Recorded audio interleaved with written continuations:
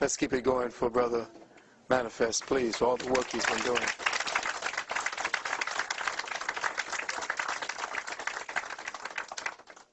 First, I'd like to give praises and honor to the Creator, to ancestors upon whose shoulders I stand on, to all the brothers and sisters in here who heard the call and made the visit. Big ups to Brother Dell Jones and his queen, Sister Q, and all the works that are being done in this part of the world.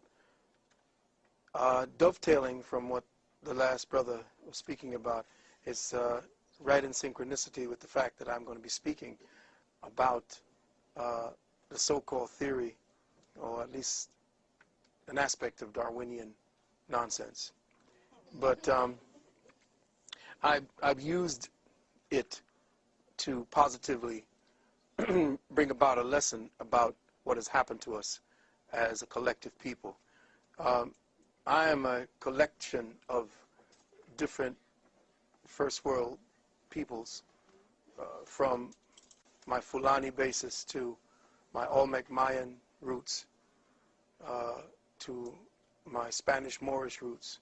I'm like a mutt of different energies and genetic signatures, which gives me a unique perspective on a lot of things.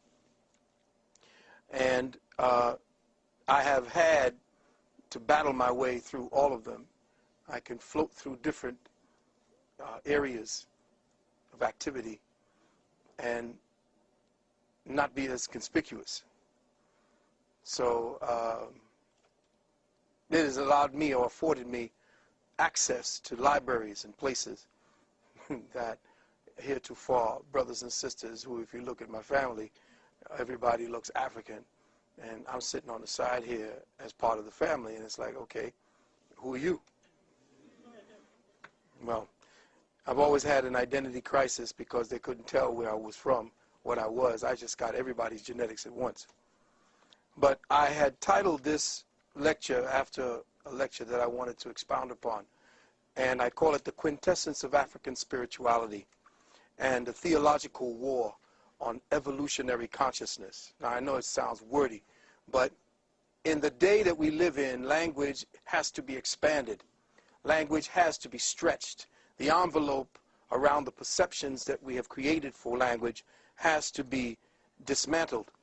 So it sounds wordy what I'm saying, but when studied carefully, what I'm about to read to you is my heart. I don't usually just speak, because I could do that for hours. What I do is I put down a lesson plan and I read it to you. And then in the tapes, you see and hear and can rewind, but it is on track. So I wanted to talk about the theological war on our evolutionary consciousness, because all consciousness, quote unquote, evolves.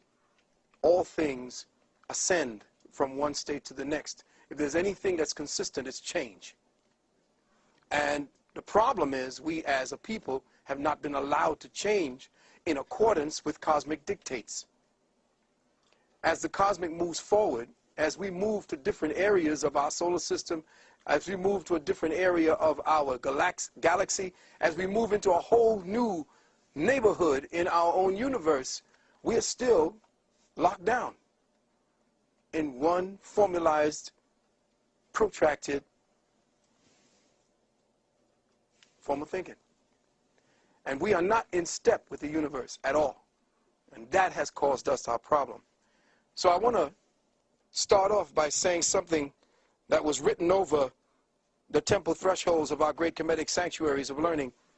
And these words were written, Sia ekas, Sia ek patu neteru, which means know thyself, O man, and you know the heavens and the gods. So first I would wish to thank the Creator Spirit for blessing me with the breath of life. Precious thanks to the ancestors of my beloved family, both immediate and extended. Precious thanks to my queen, Queen Nalani, and all the conscious warriors who've supported me throughout the 30-odd years of my own personal quest to enlightenment. For those of you not familiar or acquainted with me, I work in the community. I am a doctor of hygienic sciences. I am a doctor of naturopathic medicine, a clinical hypnotherapist, and a doctor of arcane sciences and metaphysics. For the last 30 years, I could consider myself to be a metaphysical health activist. Presently, in this incarnational cycle, I am an agent working for the Department of Eternal Knowledge and the Bureau of Higher Wisdom and Intellect. It's but, about 25 years in working towards this particular place that I am. And it's because of the ancestors' great works throughout my adult life that I have sought to emulate much of the brothers and sisters that were talked about here, to follow in their ways, to say the things that they said a little differently and in the times. I have sought to open up possibilities for exploring more scientifically practical applications for our ancestors' spiritual and metaphysical teachings, to conduct an in-depth analysis of the arcane treasuries forged by the architects of our collective African consciousness, what I have come to define as our dark matter consciousness. And this is the focus of my contribution to the Happily Natural World family today, to illuminate our real African history and to clarify our real African present and future. And for those of you who don't know me, real is all I do. And what we're about to do and what we're about to present is going to be as real as it gets. What we will explore today will focus on the ongoing protracted theological war that for over 1,000 years has been and still is being waged against African spiritual evolution, the resulting degenerative states of the collective African mind and its perverse expressions through the world's 3 dominant religions today. I have chosen to approach the subject of African spirituality from the time frame of its demise and its decline, and not from the time frame of its zenith. Let me say that again. I am going to approach African spirituality from the time of it falling head first into hell. I am not going to speak about it like we normally speak about it when we were building pyramids and creating religious artifacts and bringing spirituality to the world, because we already know that. We don't have an idea of how we have pummeled completely. We are completely in the mud. We have little vestiges of what it looks like, but we don't know who we are because we don't know what we have been and where we are at this present time. And I'm going to do some things, and I hope there's a whole lot of Christians in here. I hope there's a whole lot of brothers who are Muslim in here and sisters, as well as Hebrew Israelites, because these are not you. And it's like, does this work?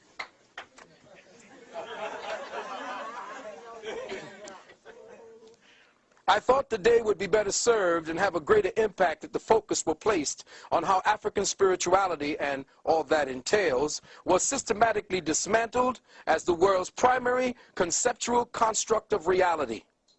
How it was attacked, the methodologies and strategies, how the surviving remnants were convoluted into the dogma of today's 3 major religions, mutilated and suppressed, and the psychological consequences its destruction has had on African peoples, in fact, all other indigenous peoples of the world today.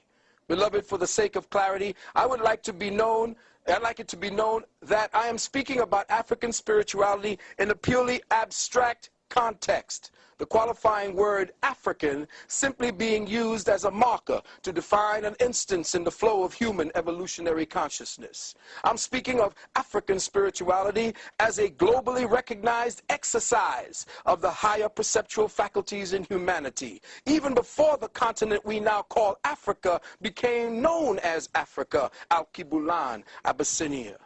So my account of the attack and the erosion of African spirituality on this planet begins approximately 2,264 years ago, circa 264 BC, in accordance with the Europeans' Gregorian time frame, with a man called Ptolemy Philadelphus, a Greek who ascended the Kemetic throne after its fall to Alexander of Macedonia, who tried to make restitution for the carnage and destruction of his predecessors by rebuilding the Kemetic libraries and schools. The reward he offered was great, anywhere between $10,000 and $30,000 at that time, per set of scrolls, the price depending on the in-depthness and thoroughness of the study submitted. Those who did not commit their philosophies or give their philosophies to the scrolls or to the manuscripts were allowed to dictate their stories to scribes, who meticulously wrote them down and logged them into the library. Many duplicates of each scroll and manuscript were also made for distribution to other libraries and schools that Ptolemy planned to build, which unfortunately never happened. All in all, Ptolemy secured before his reign, or during his reign, some 280 to 350,000 scrolls and manuscripts, constituting at that time what has to be and what was the most valuable collection of scientific and spiritual data in the known world. Ptolemy himself was said to have been a scholar of sorts, or at least he is a wannabe. But he had the same Greco-Roman delusions of grandeur, where he wanted to be declared a god. So he read many of the translated works in his library, and he discovered to his amazement that virtually all, of the many and diverse systems related to philosophy, religious practice, and the sacred sciences were literally based on one and the same conceptual principle. The evidence in the library showed without a doubt that all of the ancient sciences, religions, and philosophical writings were based on but one grand, and for our purposes here, African cosmological unity, which in itself had a legacy that pointed to a time even before most ancient, more African, let me just say, there is no place in the past that you could dig in that you will find your origin. Because you don't have an origin. You always was, always will be. And the problem is that every time we dig up and find Lucy, we're only finding a point in the reference of evolutionary consciousness. And that's where I'm going today. When we trace the evolutionary history of African spirituality to the time of its origins, we find documentation that reveals there was never a time that man was not. Let me say that again. There was never a time when man was not.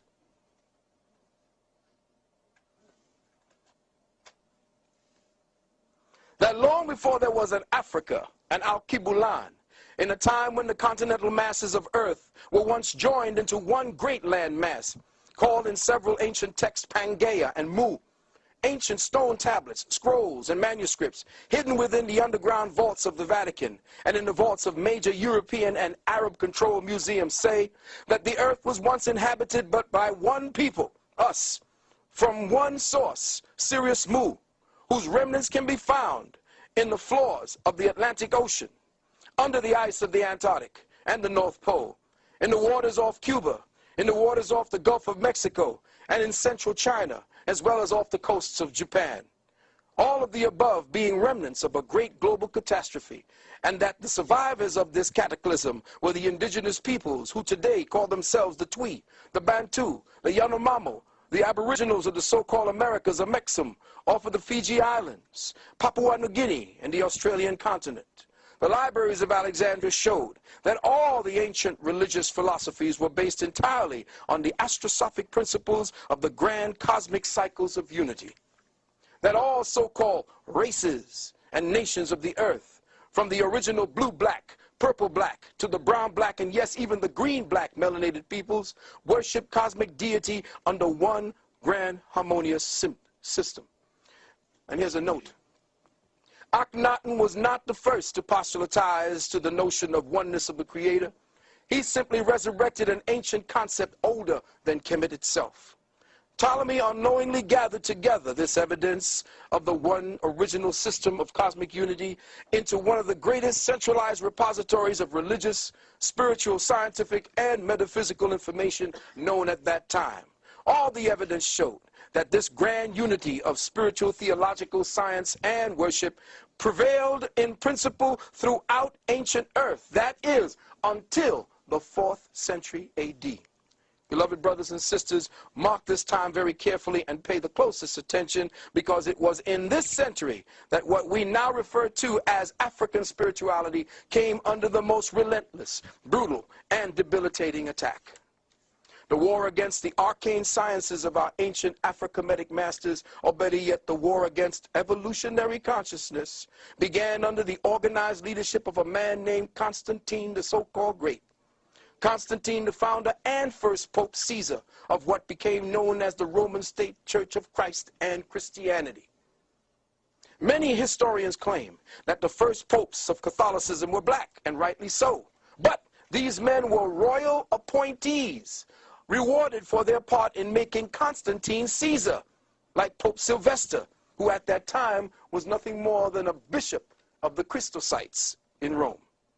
Now, believe it or not, beloved, black people today in the main haven't the vaguest clue, not one single clue in their present state of socialized consciousness, just what this Roman state church and its religion of bloodletting has done to the arcane, archetypal essence of African spirituality worldwide, nor what its sustained influence has done and is still doing to African peoples over the last 500 years on this continent and throughout the worldwide diaspora. See, beloved, to study African spirituality in its proper context here in the contemporary world, you must first learn to recognize what it is not. The first step to enter over and understanding what African spirituality is to recognize what it is not. And we must see and study what it has become through its diverse mutations, through its theological derivations as Judaism, Islamism, New Ageism, and Christianism. Since all of these representative mutations came about as a result, a direct result of conquest, and a brutally traumatic conversion process that specifically targeted the African spiritual mindset, warping and contorting its cosmic focus away from our original scientific teachings of the abstract, unitary, astrosophic principles of cosmic law. As a result of this theological mutations and their influence taking precedence, the quintessence of African spirituality now lies comatose, buried within the ecclesiastical dogma of a theopsychotic thought complex. And how has this pathological thought complex propagated across the globe? Well, as I've always said, like a disease, it happened in degrees. With the creation of this new state church, the confounding fathers of this new religion went all out to assure the success of their new enterprise. And what did they do? They set about suppressing and destroying all other existing competition.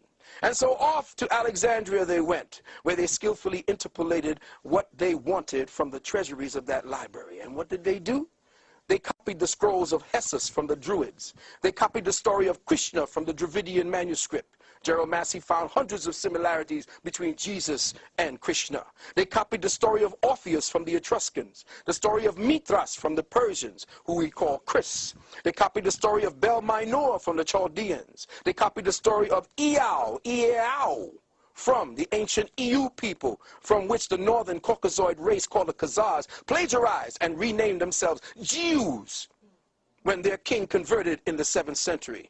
They copied the mythos of Jason and the Argonauts from the Greeks. They copied Jess, the Redeemer, from the Phoenicians, Tammuz, Bacchus, Dionysus, Hercules. But just as important as their plagiarization of Krishna, they outright stole the entire story of Heru from the Kemites. Heru, the Redeemer. Gerald Massey again found 137 similarities between Jesus and Horus.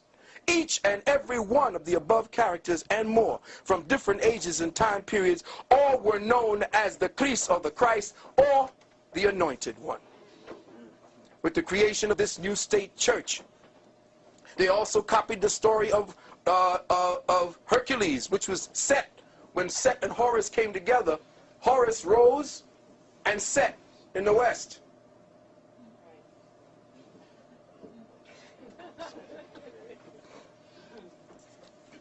Yes, my beloved Christian brothers and sisters, I'm talking to you now. They copied, interpolated, twisted, and outright distorted all of the ancient spiritual stories on record to use as the foundational premise of a special book they were preparing, their in-house manual, a book that was to become known in the Greek as the Helios Biblios, the Book of the Sun, more commonly known through its Protestant translator and editor, one Sir Francis Bacon, a.k.a. William Shakespeare, Edward de Vere, as the King James Version of your daily Bible, or your Holy Bible, or your Holy Babble. Now, to make their distortions of the African spiritual sciences less conspicuous and less recognizable to the more diligent inquiring minds, they made the Bible into an ingeniously well-crafted work of, listen carefully, fables factualized, allegories literalized, symbols personalized, drama historicized, and cosmic forces anthropomorphized. Let me say that again. This is all your Bible is. Fables factualized, allegories literalized, symbols personalized, drama historicized, and cosmic forces anthropomorphized. With skillful hands, the Roman scribes perpetuated monumental changes for the purpose of destroying any connection of the origins of their works and the origins of their saviors to the myths, allegories, fables, and symbols of our ancestors' spiritual sciences. Now listen carefully. Some of the most conspicuous changes made to the ancient tenets of African spirituality through the principles of unitary law were: the S-U-N of the universe became the only begotten S-O-N of God. John 3:16.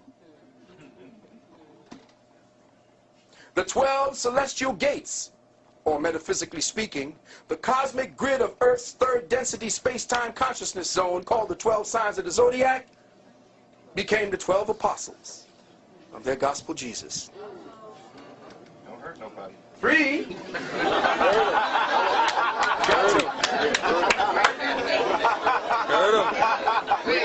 Bring the pain. I got to hurt some Christians up in here today. I'm sorry. Bring the pain. Sometimes the truth cuts, you know, but it takes a little time to bleed. You may go home and all of a sudden you're starting to bleed. And what happened? 3. The Afro-Kemetic and Dravidian principles of the redemption of man through the reincarnational cycles were ordered removed from the spiritual literature of the Bible. No longer would redemption through cycles of physical rebirth, where the soul undertook its own personal, deliberate biospiritual effort to transcend, where the human mind would use its focus, intent, and attention to alchemically transmute the cellular molecular genetics of the atomic temple through the disciplined retention of the man's sperm seed and the disciplined retention or stopping of the monthly loss of vital blood essences and eggs by the woman. No longer would this eternal science of the ancient masters constitute the higher paths to personal redemption. No, no longer. Instead,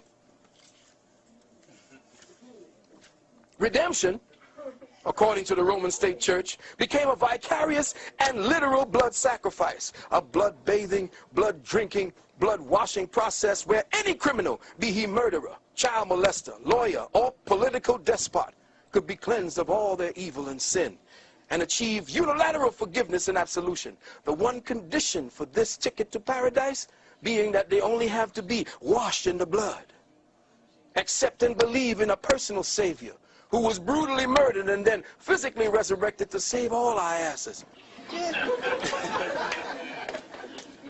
All of this on your behalf. Mark 6:16, Revelation 1:5. Now forgive me for interjecting at this point, my beloved brothers and sisters, but if you were to look carefully and examine the underlying logic, listen carefully, the subtextual mindset behind a belief and doctrine, you just have to ask yourself logically, is it any wonder why black Afro-Americans, Negroes, niggers, the majority of which are Christians, in fact, all black descendants of the captivity, haven't yet received 1 red cent in reparation? It's simple. Let's connect the dots and see why. By black people, Negroes, accepting the doctrine of vicarious atonement, Vicarious atonement means somebody else save your ass. Just worship and believe, and you will see the kingdom. Because God, Jesus, got your back. By accepting the doctrine of vicarious atonement and accepting this belief structure as your own, you have not only denied the very existence of your ancient ancestors and your true our story, history, you have in effect forgiven your oppressor of his debt to you. For by his acceptance of this personal Savior, the oppressor's sins against you are forgiven. And since now you believe as he does, you and Jesus have forgiven him, and therefore he don't owe you a damn thing.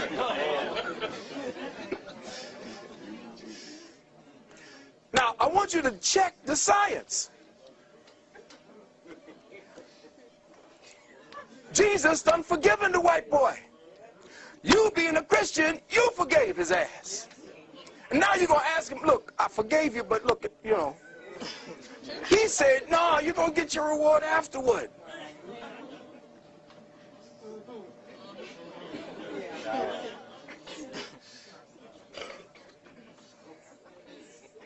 Now remember, since Jesus the Christ is a fable, and your government is one nation under that fable, their God, your acceptance of his existence puts you into the fable or the speculation as well. Thus, you have no history, no ancestors, no nation, but the one you have now believes you. Now, this one thing you have,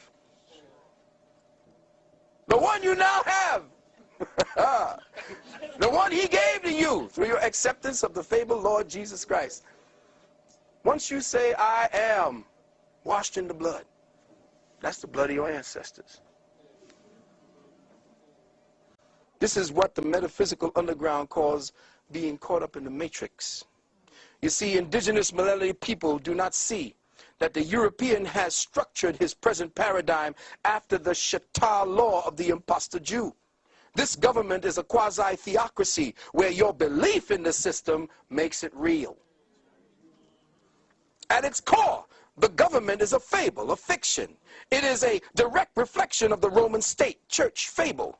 If you buy into one, you have automatically bought into the other. Now let's take a short look at the forming of the early church. Christian Bible says, by their fruits shall you know them. Let the church say, amen. All right now.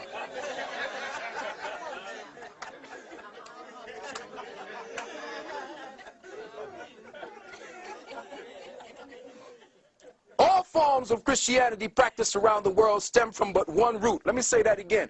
All forms of Christianity today practiced around the world stem from but one root. And regardless of what you may think by those you professing, you could be Anglican, you could be Baptist, you could be all of it. All Christianity is guilty by association, because all forms of Christianity is Roman. Its root, the root of Christendom, is in the Vatican and Rome. And believe it or not, beloved brothers and sisters, when the Moors fell over here, it was the Pope that gave permission for Islam to be practiced on this soil. Let me repeat that again, because a lot of my brothers, being a Moor myself, that was a little hard for me to swallow when I heard that. Muslim religion, quote unquote, Islam, the Pope gave permission for it, just like the Pope had to give permission for Nam Myoho Renge Kyo to be practiced here as well. Because the Pope is the ruler of the planet, period. He overrules all law, period.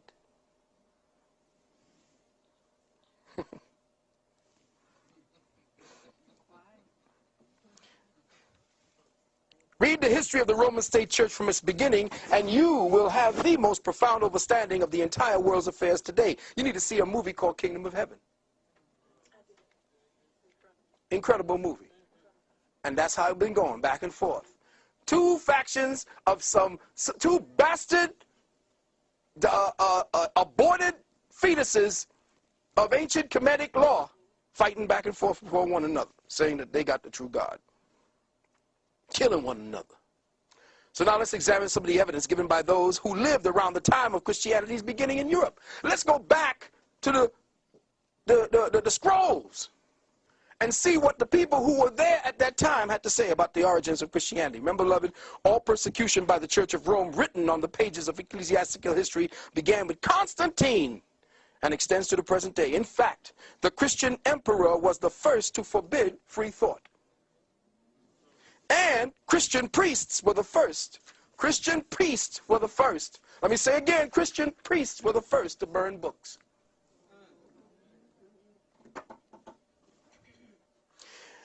In a group of writings called the Hibbert Lectures, and you can go back, I'm going to give you the proof. The Hibbert Lectures, a man named Renan, R-E-N-A-N, translates the following. He says, quote, "We search in vain through the collection of Roman laws before Constantine for any enactment aimed against free thought, or in the entire history of the emperors for the persecution of abstract doctrine. Not a single savant was disturbed. Men whom the Middle Ages would have burned, such as Galen, Lucian, Plotinus, all lived in peace, protected by Roman law." In other words, before Constantine came, free thought, which was one of the thinking processes handed down, or the way to think handed down from your ancient African ancestors, was the order of the day. T.W. Dewan, you need to get his book called Bible Myths. This is page 434.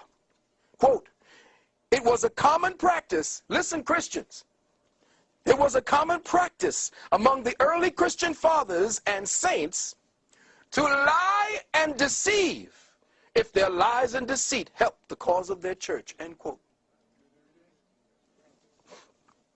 Lactantius, the eminent Christian author of his time, wrote, and I quote, "Among those who seek power and gain from their religion, there will never be wanting the inclination to forge and lie from it by the church."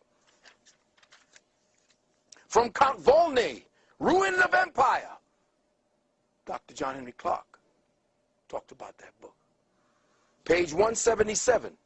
It says, "We see an account." Now check it out. This guy's name in Count Volney's Ruins of Empire, a man named Nazianzus, N-A-Z-I, take that one in, A-N-Z-U-S, writing in the Scholar of Rome, he says, quote, "A little jargon is all that is necessary to impose on the people." Listen carefully.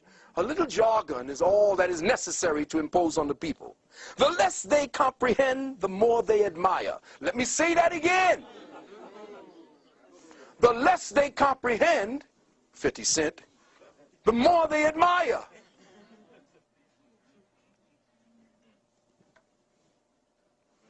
Our forefathers and doctors have often said, not what they thought, but what circumstances and necessity dictated, end quote. In Gibbon's Rome, volume 2, pages 79 and 80, Gibbon writes of Eusebius, Bishop of Caesarea, one of the architects of the Nicene fraud that became Christianity, quote, "The gravest of the ecclesiastical historians, Eusebius himself, indirectly confesses that he has related only what might be redounded to the glory of the church, and that he would suppress all that would tend to disgrace that religion." Eusebius, he spoke of his character, less tinctured with credulity and more practiced in the art of court than that of almost any of his contemporary. What he was saying was, this sucker knew how to lie, he knew how to cheat and make it sound truthful. Johann Lorenz von Moschayem, in his book Church History,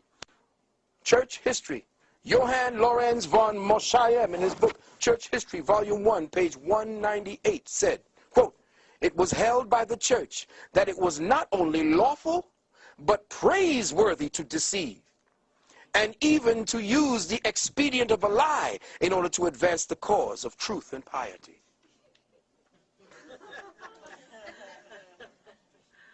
The historian Besobre, in his history, this is French history, Histoire de Manichee, he says, "We see in the history of Christianity, of which I have related, a sort of hypocrisy that has been perhaps too common at this time.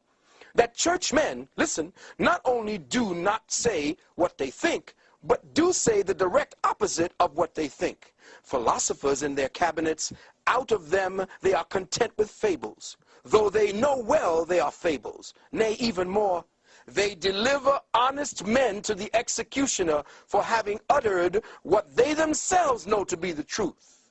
How many pagans and atheists have tortured and burned holy men under the pretext of heresy? Every day do hypocrites consecrate and make people adore the host or communion, though they are well aware and convinced as I am that it ain't nothing more than a piece of bread. End quote. The theologian Reeves, in the Apologies to the Father, in a book called the Stigmata, or the Syntagmia, says, quote, "It was a Catholic opinion among the philosophers that pious frauds," let me say it again, pious frauds were good things, and that the people ought to be imposed upon in matters of religion. Again, from the Syntagmia, quote, "He purposely wrote these in Latin, that it might serve for the instruction of the clergy only, and not come to the knowledge of the laity or the people, because too much light is hurtful for weak eyes."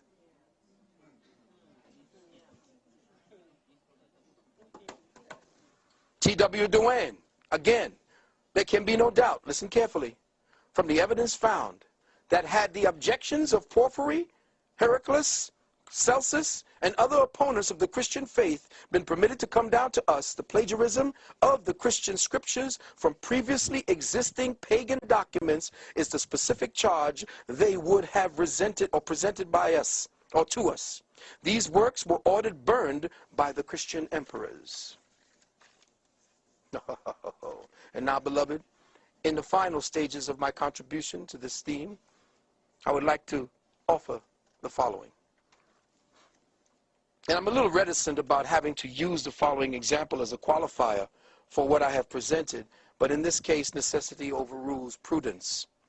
In his book, Origin of Species, Charles Darwin spoke about a man who took care of a large flock of birds, namely pigeons.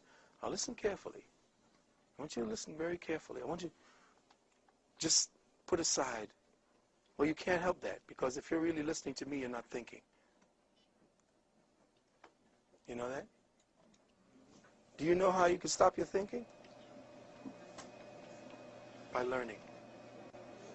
Learning stops thinking. Let me say that again. Everybody want to go into all kind of meditations?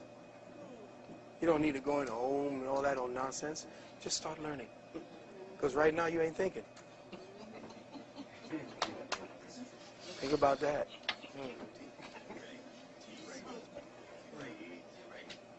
Now you know how they got you. Because the problem is that you don't understand as African peoples, as melanated peoples, that the greatest wealth that you pay to this devil is your attention. Because that's what they ask you to do. What? Pay attention. That's right. So now you're paying attention, they're getting wealthy. It's when you stop paying attention that they kill a few of y'all. Black boy gets shot by police 27 times. Now they got your attention. Now you're off the spiritual path and you're thinking along their path. Now, if you're going to sit down and cry about it, then you're dead. Go ahead and kill the man who killed that boy, then you're all right. Say it again. But don't sit back and, oh my God, oh my God. Do something about it and then go back to thinking.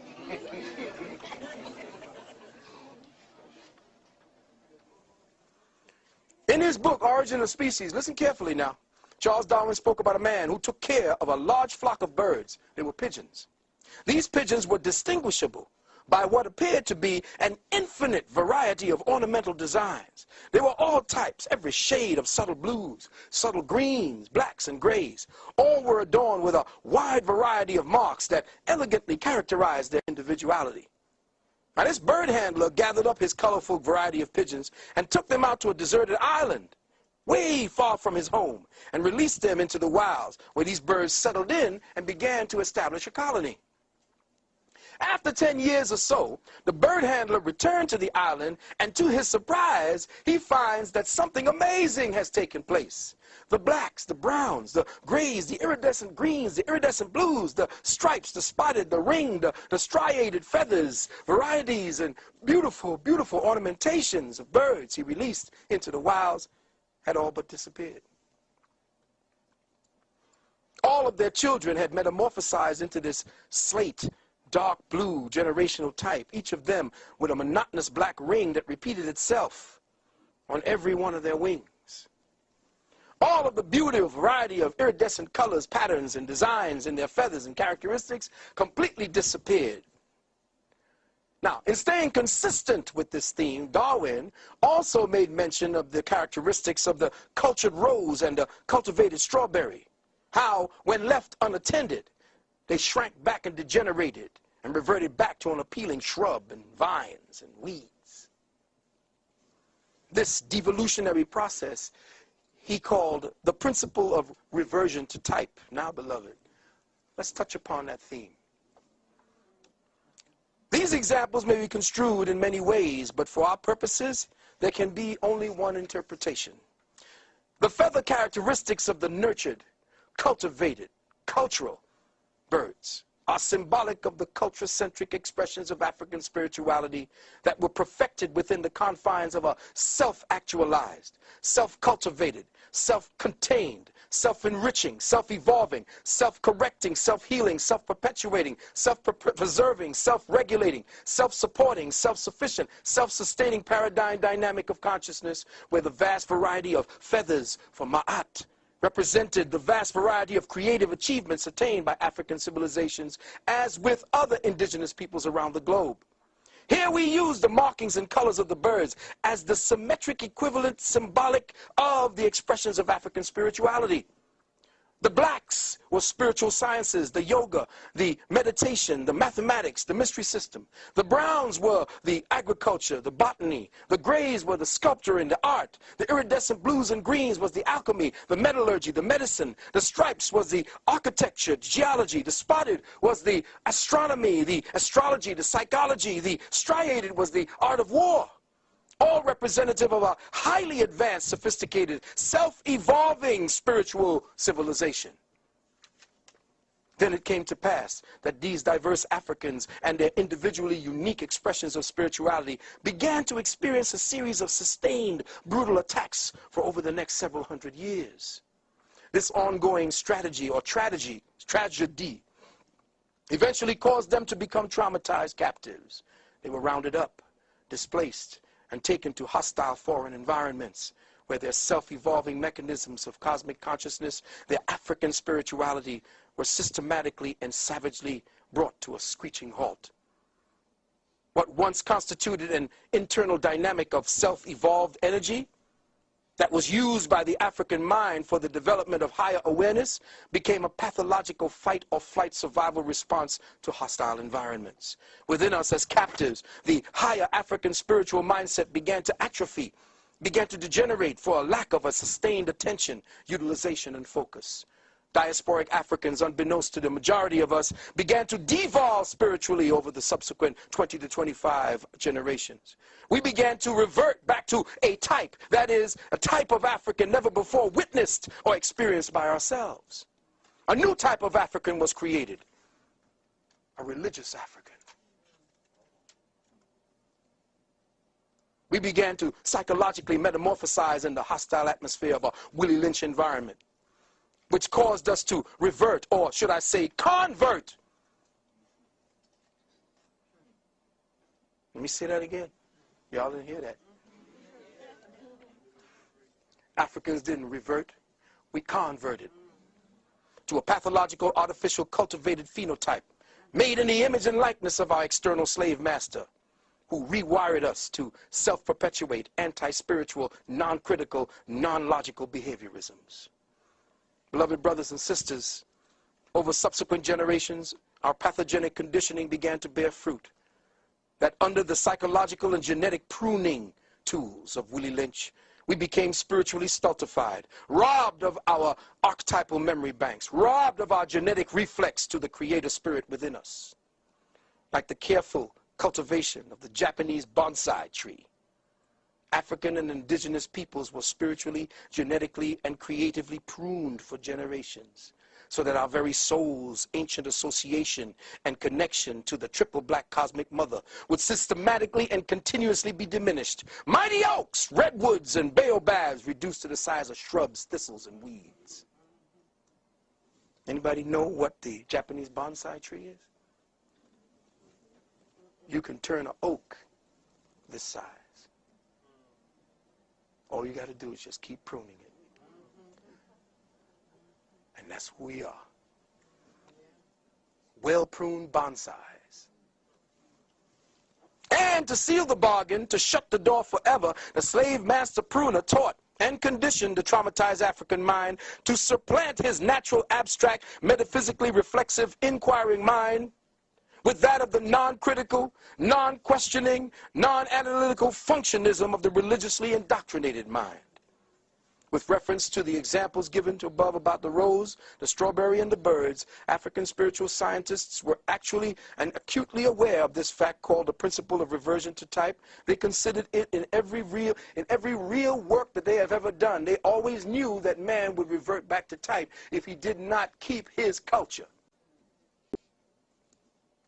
This they described in their depictions of the tenuous polarity of equilibrium between Set and Heru, between Set and Osiris Osar. You see, these were cosmic forces that represented a form of gravitation felt between the higher and lower natures of man.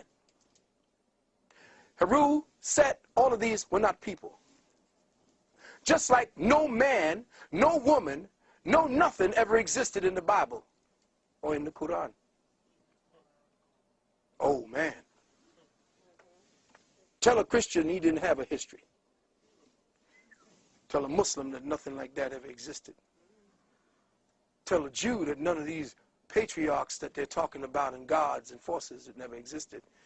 And my own brother will kill me.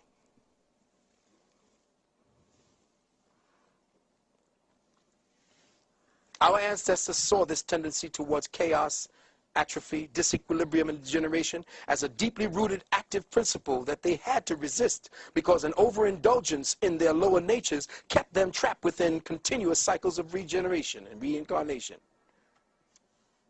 All that said, when looking at ourselves today, how do we describe what we see? How do we describe and define this new paradigm mutation of the archetypal African spirit? Who is this pathogenic devolution of African spirituality? Who is this doppelganger, this schizophrenic twin now identified as a Negro, an ex-slave, a nigger, a black, an African-American, an Afro-American, a minority, underprivileged, undereducated, underclass, Muslim, Hebrew, Israelite, a Christian? All of the derogatory terminologies that we in our state of spiritual amnesia have come to claim as our own identities, terminologies, substituted for our rightful classifications as the dark matter father and mother of civilization, the cradle of civilization, astronomer, astrologer, scientist, doctor, alchemist. But you're a Christian now. You're no longer a mason, a sculptor, a scribe, a botanist, an agriculturist, a geologist, an architect, a psychologist, a warrior, a Kemite, Kushite, Ashanti, Dravidian, Olmec, Mayan, Moor, Twi, Bantu, Zulu, Yamakra, Yamasi, Creek, Seminole, Sumerian, Atlantean, Lemurian. You see, beloved brothers and sisters, today religious-minded Africans and indigenous peoples, both here and on the continent, have a genuine, deep-seated paranoid schizophrenia of actually being associated with the above descriptions of our ancestors. None of y'all want to say that you're African. None of y'all want to say that you're from there. Kemite, you Egyptian? No, the Egyptians held us. They held the Jews in slavery. They even got black people in the Hebrew Israelites really believe the Egyptians did that. But if they look at their books, the Jews have always been in bondage because Jews, quote unquote, in the Bible never existed. The Jew is simply matter. Let me say that again. The Jew simply means matter, that which is bound up in matter, that which is bound up on the third density. So Jews always going to be in captivity because Jews represent the spirit bound in matter. That's it. No big to do, No great big story to go. No worry about parting the waves and all that bullshit. The Red Sea is your blood. The Israelites are your genetics.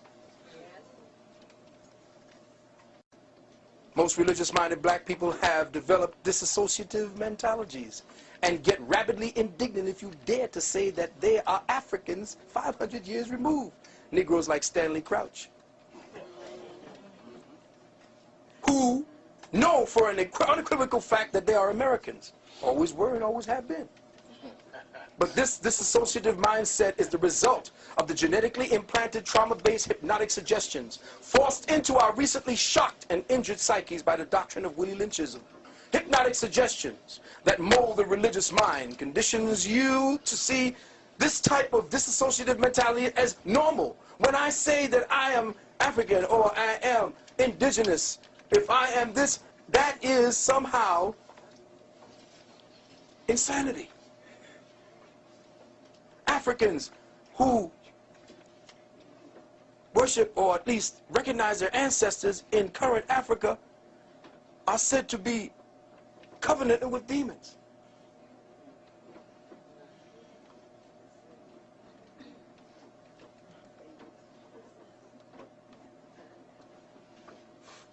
Any thought that entertains the fact that you are an orphan of African spirituality and consciousness is met with a discernible disturbance, a kind of queasiness deep in your chest and your bowels, doesn't it, Christian? Isn't that how you feel, Christian? You feel a kind of queasiness when I say you're African. You kind of start getting upset because the Jesus demon starts working you. This is the artificially created, fragmented psyche kicking in. The altered state artificially created by trauma and the combination of hypnotic suggestion. So when I say to your religious mind, that altered fragment of your traumatized African psyche, that no such person as the God-man Jesus ever existed, no apostles, no Moses, no Paul, no John the Baptist, no Adam, no Eve, no Noah, no Mary, no Joseph, no Isaiah, no John the Revelator ever walked amongst your true historical ancestors in the flesh, immediately your learned, hypnotic-induced defense mechanisms kick in and forces a complete shutdown of all critical thought and thinking, causing a complete theocratic brain lock. Ooh. Yes. My beloved brothers and sisters, in closing, I'd like to bring 2 points.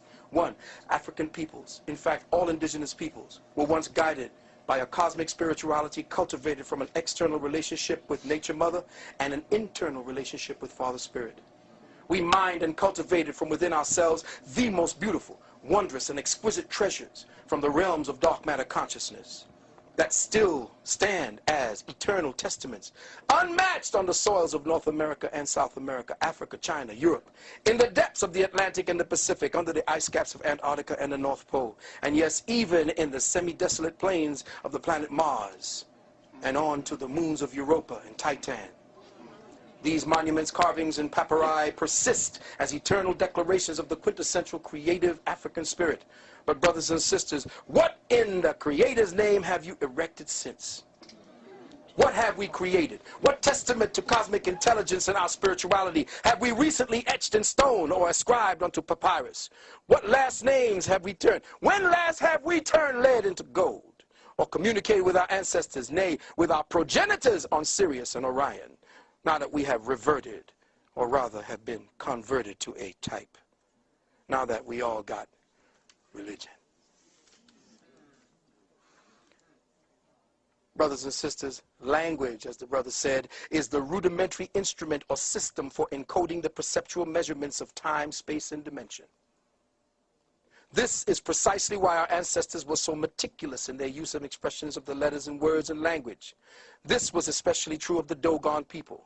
In the Dogon mystery system of occult science, knowledge, understanding, and their natural evolution into wisdom were arrived at through synthesis of 4 psycho-spiritual principles of attention and discernment.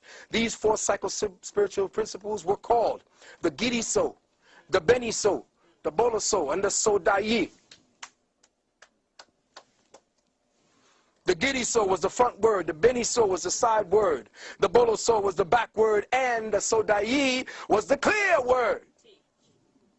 And what's happening today is, You only know how to learn the way the white man taught you, with the front word. That's why our brothers and sisters started saying, you fronting.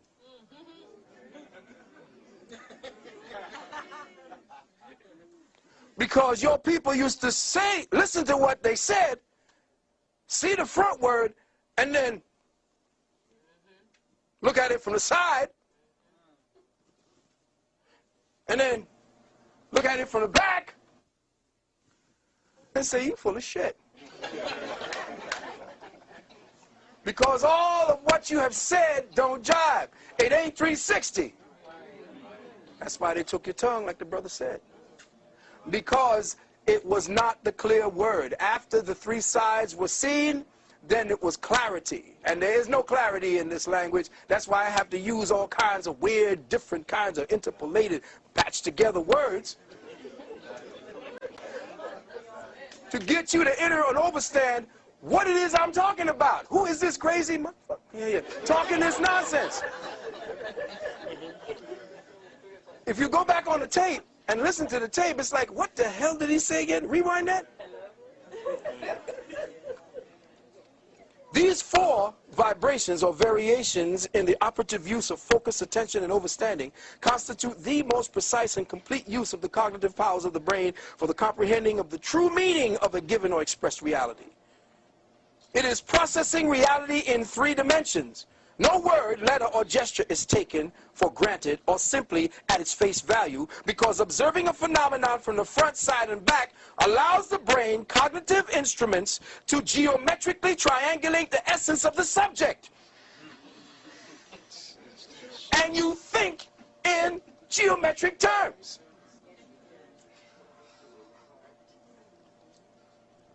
So you get a depth of word beyond the observed and into the intuitive. And you know what they say, you got to get into it if you want to know what it really means. Well, your ancient people spoke intuit language. And now because you're religious and you got to stand up there and listen to a man who is talking for you so you can get into heaven.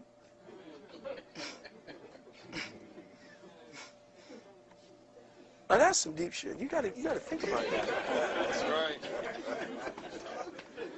You have to have a small amount of insanity, and you have to really be thinking about giving up everything to really pass over and sit there and really listen to a man spouting words about a man you ain't never met, first and foremost, that is white and blue-eyed and sitting up there in front of you, him saying to you that this devil is going to take you in there. You know what? I'm going to tell you all something. May I? I'm going to try to slip past here. And I'm going to say something that scared the hell out of a few people when I said it the last time. Your first redeemer, if you want to stay within that pantheon, was Lucifer. I told you Lucifer was your first redeemer. Now, I told brothers and sisters that as soon as a cracker tells you to run from something, run to it. Why do they hate this man so much, this entity so much? Why do they hate Lucifer? I wanted to know. That's why I got kicked out of the Bible. When I was a Catholic, I got kicked out of, get out of the Bible study class. Lucifer was supposedly this beautiful creation. From the hand of God. God took the time to mold this bad boy. And now we're supposed to run from him. His name, Lucifer. Light. That's why they named Lucy, Lucy. Because it shined a light into a past that the cracker never had, never knew. And the first name was not Lucy, L-U-C-Y, it was L-U-C-I. That was the first spelling before they changed it. Lucifer, and here I am talking to the devil, so I know y'all going to tell me I'm damned to hell. Lucifer was your first redeemer. How was he your first redeemer? He was your first redeemer because he came into the garden and got you all out. Got us out. You mean he took us out of the garden, the beautiful garden where everything was perfect, where everything was going on? I had my woman, I had my food, had my apples, had my trees, had the animals at bay and all that, and he came and got me out of that? Why would I want to get out of that? Because you'd have died in it, fool. Adam was in perfection. If everything is perfect, it's dead. It's in stasis. There is no movement. So Adam had to be kicked out because Adam would have died in the Garden of Eden. Adam was kicked out of perfection and kicked into perfecting, which is the true perfection. So when he went out in the kingdom, he went out into the kingdom of Nod. Adam, or that which was the spark of the Creator, which was the atom, left out of the unity, which was the light for the Creator, and into the darkness of the knowledge of itself. In fact, the Creator, being all knowledge, couldn't know itself. If you are all or something, you don't know what you are, because there are no boundaries to you. So the Creator knew that it had to create boundaries to know itself.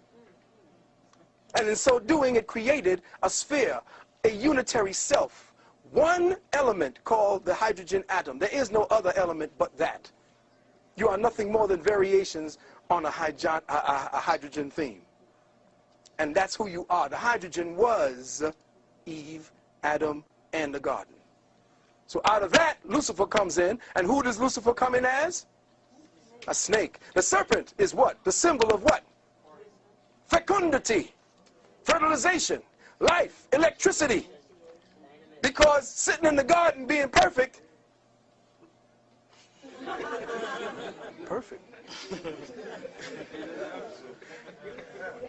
What do I do? Ain't nothing to do when you're perfect, man. It's boring as hell up in there, man. So perfection was death. Perfection equals death. When cancer perfects itself, you die, it dies. So perfection equals death. There is no perfection in anything, even in the Creator. That's why we exist. Whoa, that just takes it all apart now. Oh, hell. What does heaven look like if there's no perfection in the Creator? See, heaven is what we project it as. The Creator is still learning. The Creator keeps coming back as a child because it has the mind of a child. Let me say that again. Ye must be as little children. See, the metaphysics of the Bible is never talked about. It's never touched on, because once that happens, the threshold of the ceilings of religion die, and therefore your priests die. And when every priest dies, when the last stone of the last church falls on the last damn priest, humanity will rise.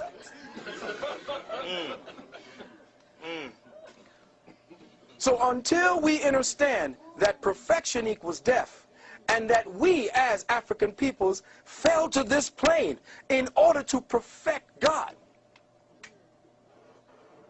Now you know you got a job. Before you thought you was unemployed.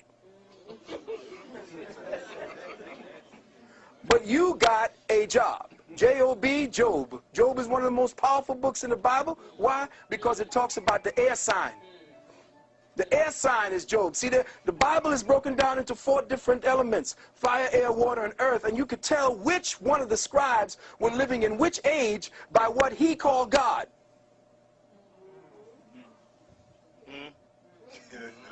See, the Bible is slick because it's a composite of over 350,000 years of information. And you thinking that it's just some cracker or some big bearded old white man writing down something for the Jews. The Bible was written in stages over thousands upon thousands of years, and when you see in the age of Moses, that's the age of earth, the earth age, or earth age moving into an air age or fire age, because that's when he killed off the cow. The cow is what? Taurus. The cow is the what do you call it? So he crashed the golden calf, which means that's the end of the Taurian age, and we're moving into the age of Aries. In some of the old Bibles, Moses came down off the mountain with horns. It's all astrology, and anybody telling me different, both in Muslim, which is Muslimism, is nothing more than Islam, I-S-L-A-M, myself, Lord and Master, which was science, not no goddamn religion. Our brothers and sisters are lost.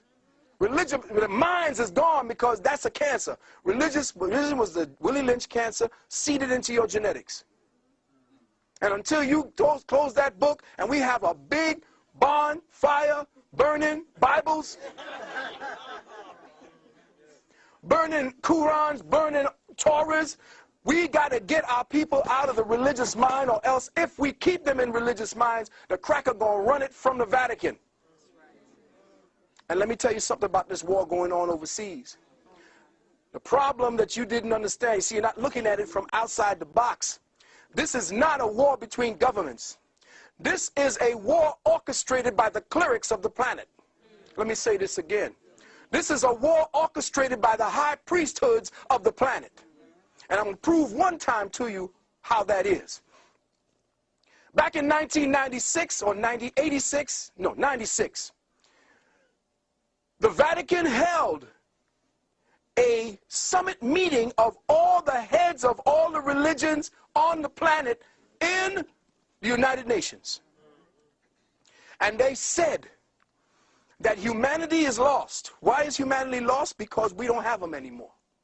Why? Because humanity is becoming independent. Why? Because they are becoming smart. They got their own computers. They're thinking for themselves. They're breaking off. There is no more fear of God. Therefore, no more fear of us. What must we do? Well, we must create situations that bring that fear back to them. 9/11. When 9/11 came, amongst other mitigating circumstances, when 9/11 hit, more people ran back to the churches, the mosques, and the synagogues at that time than at any other time within the last 10 years. Matter of fact, so many people were dropping out of religion that they had to go do something. When Iraq, they finally conquered, Baghdad, who did they put in as the head of the first provisional governor? An imam. Now, if you're telling me that radical Islam is running the war on terror, how in the hell are you going to conquer Baghdad and put an imam in as the head? Not unless the war is a clerical war, orchestrated from the Vatican, from the high mosques, from the high synagogues. That's where your war is. More people have been killed based on the main religion than any other warfare on this planet. All of it orchestrated from the Black Pope. These last 60 to 100 years, to 150 years, the Black Pope in Rome. Not the white Pope, you see. There ain't a black man as a Pope. I'm talking about the Black Pope, the general of the Jesuits. His name is Hans Peter von Kulvenbach, a German Jew. Who'd you just put into your popehood as Count Nosferatu? What's his name? Another damn Nazi. Jew. You're watching Arnold Schwarzenegger. They're going to change the so-called Constitution, and you're going to be Zeke Highland with your boy. You're watching the Nazification of the planet, but being orchestrated by the clerics. Religion has kept you hypnotized, making you believe God is outside of yourself. That's the secret to this age. And let me just drop something else on you. The age of Aquarius. Everybody happy the age of Aquarius is here? Oh, that's interesting. Nobody is interested in the age of Aquarius, huh? Anybody know what the age of Aquarius is? Yeah, run it to me.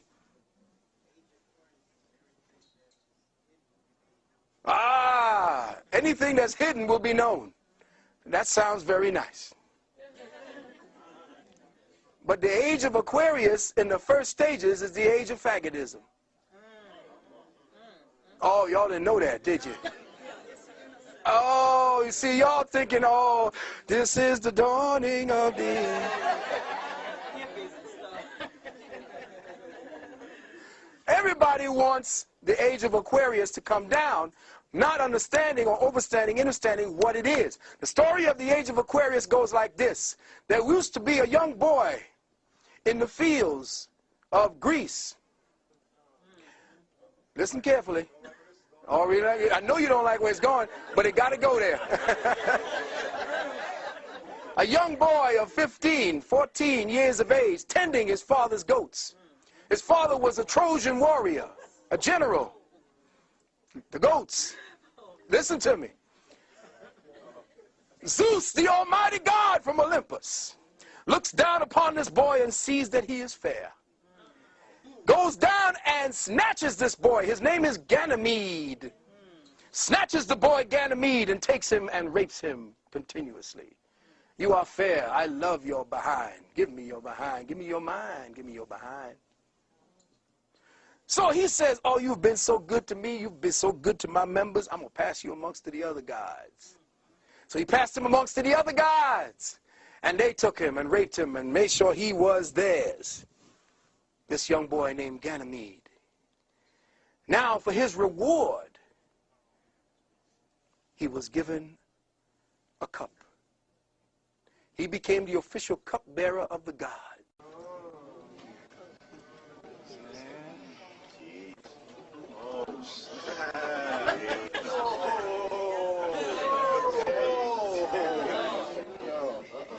So, there are little things, this is just little things. I'm just scratching on the surface to try to get you all caught up. Now, I know I came from Christianity to consciousness lockdown. All of it now is an interplay. All of it is an interplay for your whole lockdown. As far as your health is concerned, as a doctor of naturopathic medicine, I am seeing the result of the genetic engineering coming at me every day. I know what it's like. That's why I do my best to use organic. I can't find it. Now here it is. You can tell the cracker is dealing some serious stuff with you. He's got you with tons of poison in your food, and you pay a little bit of price. But for prices with no poisons, no added shit, you pay more money. Something wrong with that then. That's why we got to grow our own food and why our land. Now, did you know that back in 2004, and here's the problem with us, we're not keeping up to snuff. And this is where I hold the brother Moors, the head Moors, the old schools, the old head Moors, who kept all this shit from us. Do you know in 2004, all the lands that we call the United States, because the United States is not a country, it's a corporation. And it's a corporation belonging to King George. And King George fought the Revolutionary War against us, not to fight us so we could keep the land, but to get us into his corporation. Because he was not only king of England at the time, he was king of France. The United States was his corporation. And your boy Benny Franklin and the rest of those bastards were all part of the aristocracy of England. Do you know that the art of war and Sun Tzu was one of your signers of the Declaration of Independence? I mean, and all that shit? Because they were there, they used that same tactics. Sun Tzu's art of war became the catechism of the Jesuits. You talking about my constitutional rights. Nigga, you wasn't there when they signed it. You can't ask for no rights from Constitution because you're part of the fiction. And if you're part of the fiction, then you're going down with the fiction. Unless you come out of the fiction and reclaim your name and take that straw man back from the jurisdiction of the state, you're going in with everybody else. The fiction is over. Now they got the people set in place. They got cells called the Mitzrayim right here on your soil. It's over 150,000 soldiers trained by the Mossad, cells of terror, waiting to wreak havoc on your soil. And they are all polished. They all cells rating to attack. That's why they got to give you a serious crackdown at this point. It's got to be heavy at this point because you all are complacent, you're ripe, you're ready, you're juicy, you're fruity. You're too busy ready with your bling. They don't give a shit. They're coming after you now. If you don't know, you say about give up your gun for a hamburger or some shit. No, clean your gun. Quick question. Yeah, my question is, Phil, it's like, this is excellent. I'm enjoying it. What does the average person do who's working a job, who's living here? Do they leave the country? Do they start growing their food? Do they catch the mothership up? Do they go into their first eye and come out on the third eye? So in practical terms, you know, let's just say for people in this room, do we form a bank and then, you know, buy half of an island somewhere? What do you recommend? Because most people, like you said, they're going to, if this does happen, they're going to be put in prison, they're going to die, they're going to starve. So what do you recommend? What do you see based on history? What do you see the people who have been assaulted and insulted like us, what have they done to escape or to elevate out of this? Okay, that's a very good question. And I got to say, it ain't happening. It's all dead. And I'm going to say this. The only time people going to wake up is when shit hits the fan. No change, no revolution starts from the top down. The Revolutionary War was fought with 1/3 the population. The rest of them sat back and had picnics watching the shit from the field. War, as you see it, getting ready to come down on the people right now, unless the people become uncomfortable with their present condition, nothing's happening. Until they start feeling the pain, nothing's happening. It's when a spark takes up. As soon as all this shit is no longer relevant and the people are burning and going after not just their homes, but the crackers' homes, until you start seeing the police, all who are ready for your ass, been ready for the last 25 years. This is what brothers have been telling me who've been coming back in training out in the Midwest, in urban warfare, house-to-house shit, telling me they got some shit for our asses. Until the people say enough, nothing ain't getting done. And remember, if you're thinking about leaving to go someplace else, I say no matter where you go, there you are. It don't matter where you go, it's all over. Right? Everywhere you go, I went to London, it's there. These crackers are in there with their guns. Every place you got a system in place that matches the cracker's own mentality, he has it in lockdown. Like Deborah says, it's now becoming too much for us, for him to handle. He can't handle all these Negroes. There's too much of them, and he ain't reproducing. He's got cells now of artificial wombs where he's growing a whole nother generation of crackers. This is real. So for me to say to you, okay, drop everything, get rid of your job, get a weapon, go off into the mountains and get ready. Grow your own food, get a book on agriculture, don't worry about what you look like.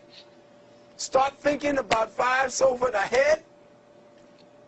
Start picking up organic, therapeutic grade essential oils, because that's the way you're going to be able to deal with all of the diseases and sicknesses. There's one that I use called Thieves. This was a formula that they used to use when they were robbing the graves during the plagues. And when they caught up with the robbers, they were saying, well, how come you ain't sick? He said, well, we use these oils. I got those oils if you want to deal with them. These are some of the things you can only do to get prepared. But to tell a person, stop working, stop doing this, it's like trying to stop a truck, Mack truck, fully loaded, going downhill with no brakes. Brothers and sisters are too locked into their paradigm. The majority of us here would not just get together, let's get a pool, let's get some money together. But hell, money ain't going to be worth shit.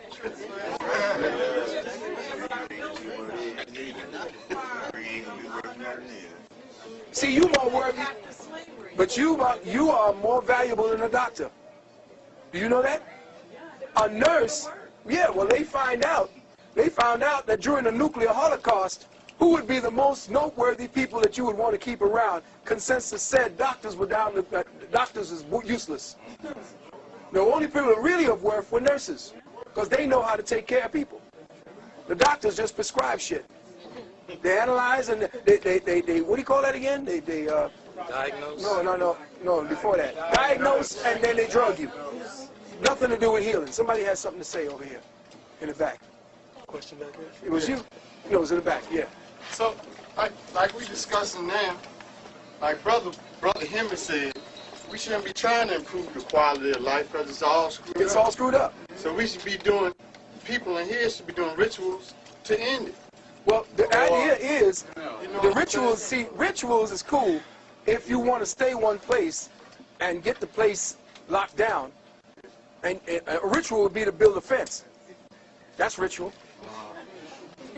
But if you want a ritual to deal with it, then get yourself clear of all the things that you're going to lose. Get ready to lose loved ones. Get ready to lose your property. Get ready to lose what you thought. In fact, there's a book that I was told to tell you all about. And it's called, get this book and order it off the net. It's called Picking Up the Pieces. Now, check it out now. It's by a woman named Sorcha Faal. S-O-R-C-H-A, first word. Next word, Faal, F-A-A-L. It's called Picking Up the Pieces, a practical guide for surviving economic crashes, internal unrest, and military suppression. Yes.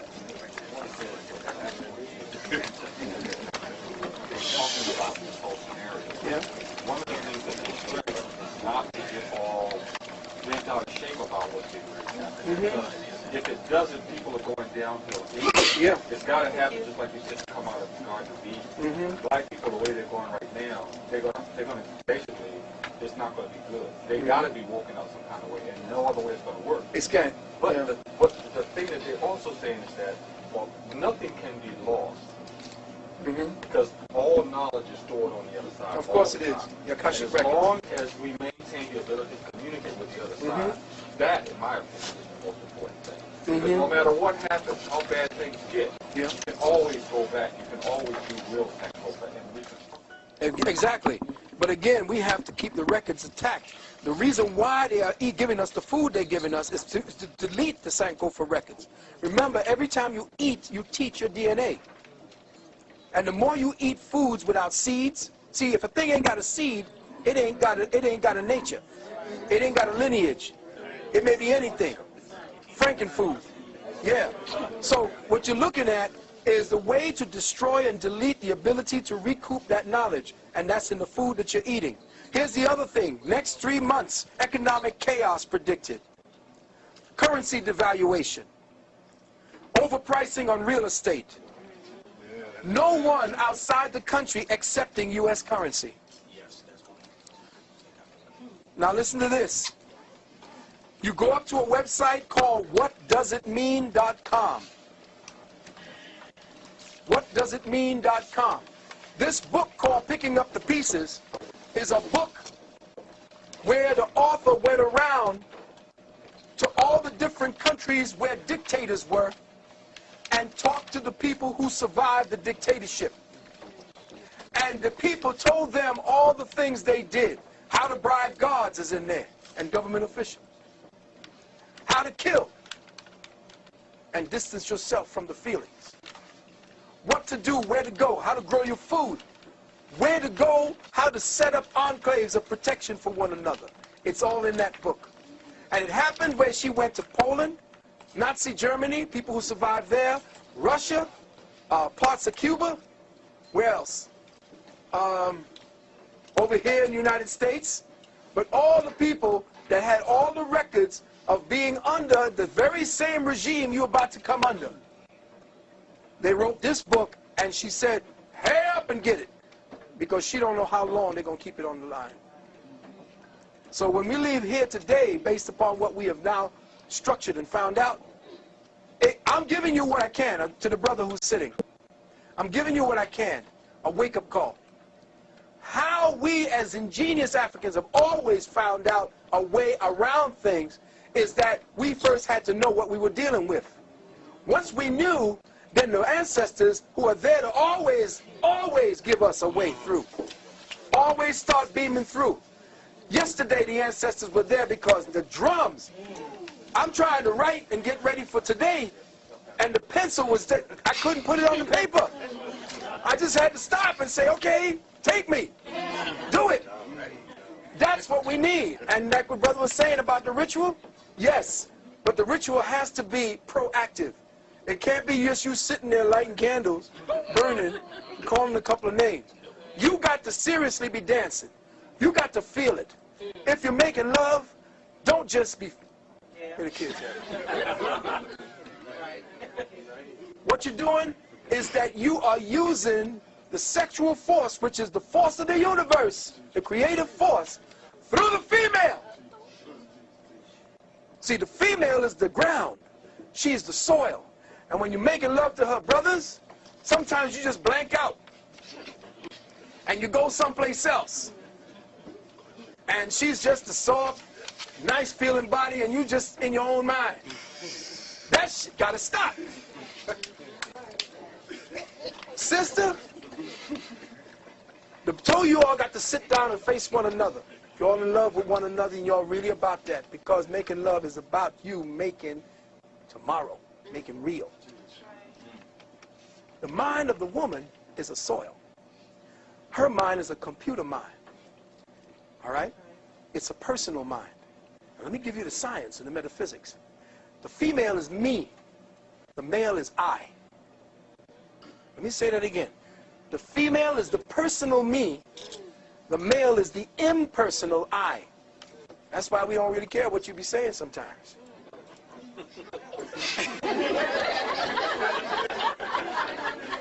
Hey, listen, am I being real or what now? That's right. That's right. It's like, yeah, okay, What was that? Okay, baby. Yeah. Okay, baby, yeah. Yeah, okay, I'll take care of it right away.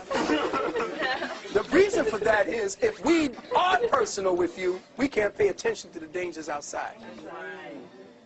See, our minds have to be one way. We're wired to provide and protect. They hate us for that now, the feminists, those who wish they were men,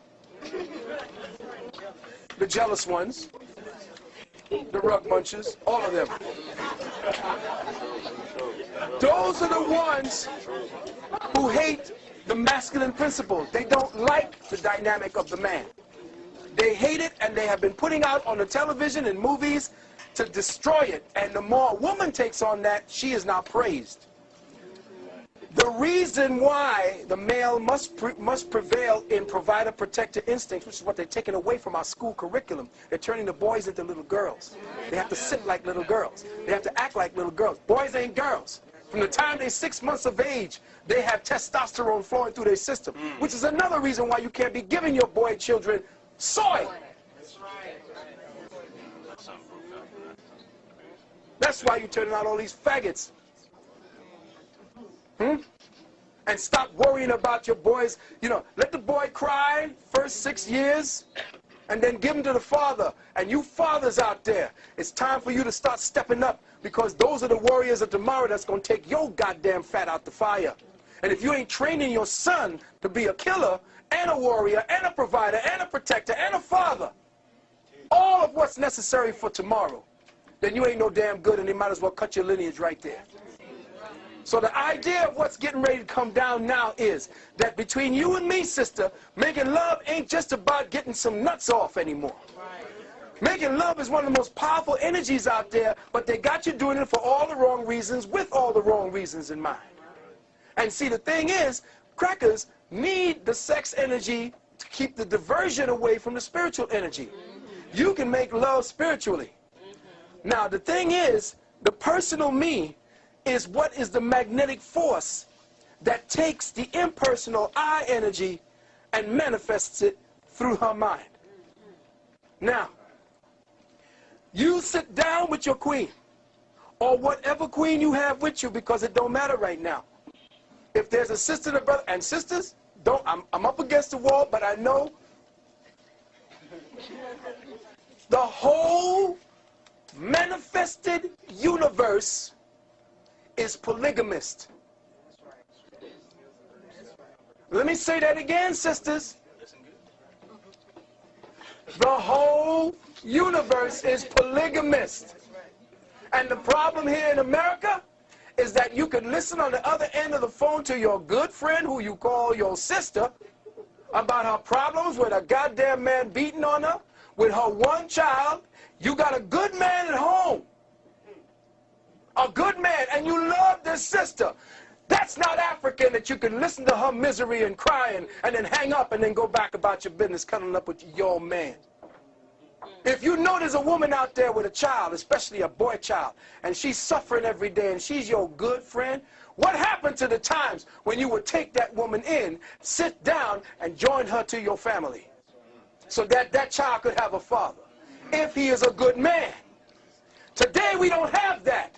The whole goddamn universe is polygamous. Our solar system is polygamist. The damn thing got 10 planets flying around it. One sun, 10 planets, serving all, giving his light and his seed to every one of them, warming them, nourishing them, giving them the light. And that was what Africa was about. And you forgot it. Now, let's get back to the point.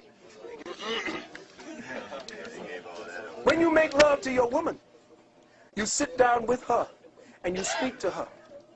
And brothers, understand, overstand, and understand the years I have taken to study this beautiful system called female, woman. She fiends for words.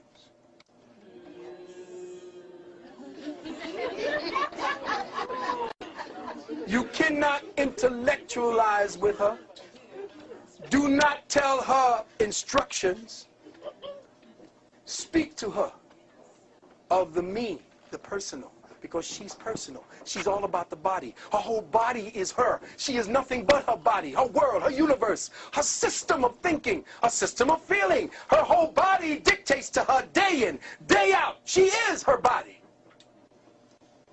She is the creature of cycles. Her body tells her what to do, what to say, what to think, what to feel. If after 22.5 days, 7 days before that, the body is saying to her, come on, it's about to happen. Mood up. 2 minutes later, mood down, get away from me. What? I don't know, I just don't feel it. Just leave me alone. Because she is controlled through her body. Her body is everything. And she is her feelings. You must speak to her, not to tell her what to do, but to say the right words that would move her feelings. And then she would know what to do. See, you have to use your words to stop cutting, to stop beating and browbeating. But you see, today's sisters are so busy antagonizing with you that you got to get there sometime. But the word is very important to the sister, which is why when you're going to do this tantric exercise, you have to be able to do it when she's least expecting it. Don't say, okay, baby, get ready to do tantra. Okay, let me see, what words I got here? Your eyes. No, it ain't going to work like that. Thumbing pages and trying to get that, that's not going to work. You got to do it when she least expects it. That's why the flowers, what are these? Oh. You got to switch her mind over because she is one who is into what they call multitasking, which is why she can carry 4 and 5 conversations at the same time. Here you are, brother, talking about something. You think you're manifesting some information. Boom, yes, let's stay along this line. And she's over here on something else. Wait a minute. Wait, I'm over here. I'm talking over here. Don't you remember? She's over here talking about something else. Quite comfortable. Because women do not talk to get to a point. They talk because they like to talk. And if you come in with a point, you're messing it up. That's why they say you don't understand me, you're selfish. If you try to tell me, you do this, do this, do this. It's simple. No, it's not. You don't understand. Okay, I don't understand it. But understand when you're talking to her, you're speaking to an incredible incredibly complex wiring manufactured for feelings. And so with your words, without least expecting it, your words must now come from a place in the heart. You can't, you got to come up with feelings at this point. Words got to be something that you just trip her up, something she doesn't expect. The unexpected is the way to the heart, brothers. It trips her attention. It brings her back to, oh my God, where am I? I can't find, I'm not stable. That's the way she wants to feel, completely out of control. Now, with your words, brother, you tell her to go into a place of agitation, meditation. No, you're going into meditation versus agitation, me and I. And you speak to her and you talk to her of words. Now you tell her, these are the programs I want you to place in your mind while we are making love. Here's what you will hold. You will hold a vision and a picture of a place, a time, a circumstance, a word, something. And in that word will you now invest all of the materials like you would invest in a child that is coming into being. And in that thought, which is now a child of the mind, remember, a thought is a child of the mind. You now enter her, but she must be in control. Because for her to keep it, she must be in control. Therefore, she must be on top. So you sit down and let her sit over you. As you sit over her, or she sits over you, the Kundalini energy right above the anus, right there. You start playing with that area. Let her find the spot, what they call a G-spot. Could you imagine white people naming certain parts of the female body after themselves? The G-spot. She will find a place along the yoni, right back behind the clitoris, that little rough pad back there. When she finds that, sisters, you keep the programming that was agreed upon as you begin to feel the sexual energy build inside of your body. What you are doing with that sexual energy is that you are giving life to the thought.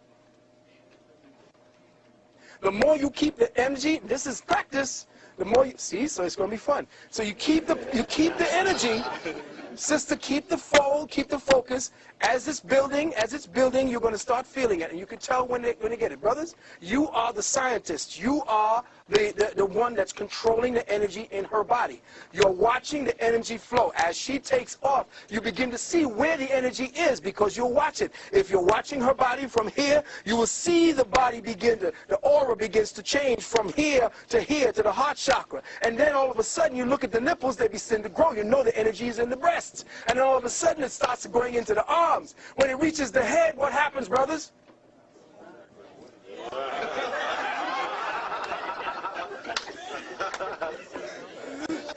Some of them are so embarrassed. Right? But when it's in the head, then that's when you start focusing in on her.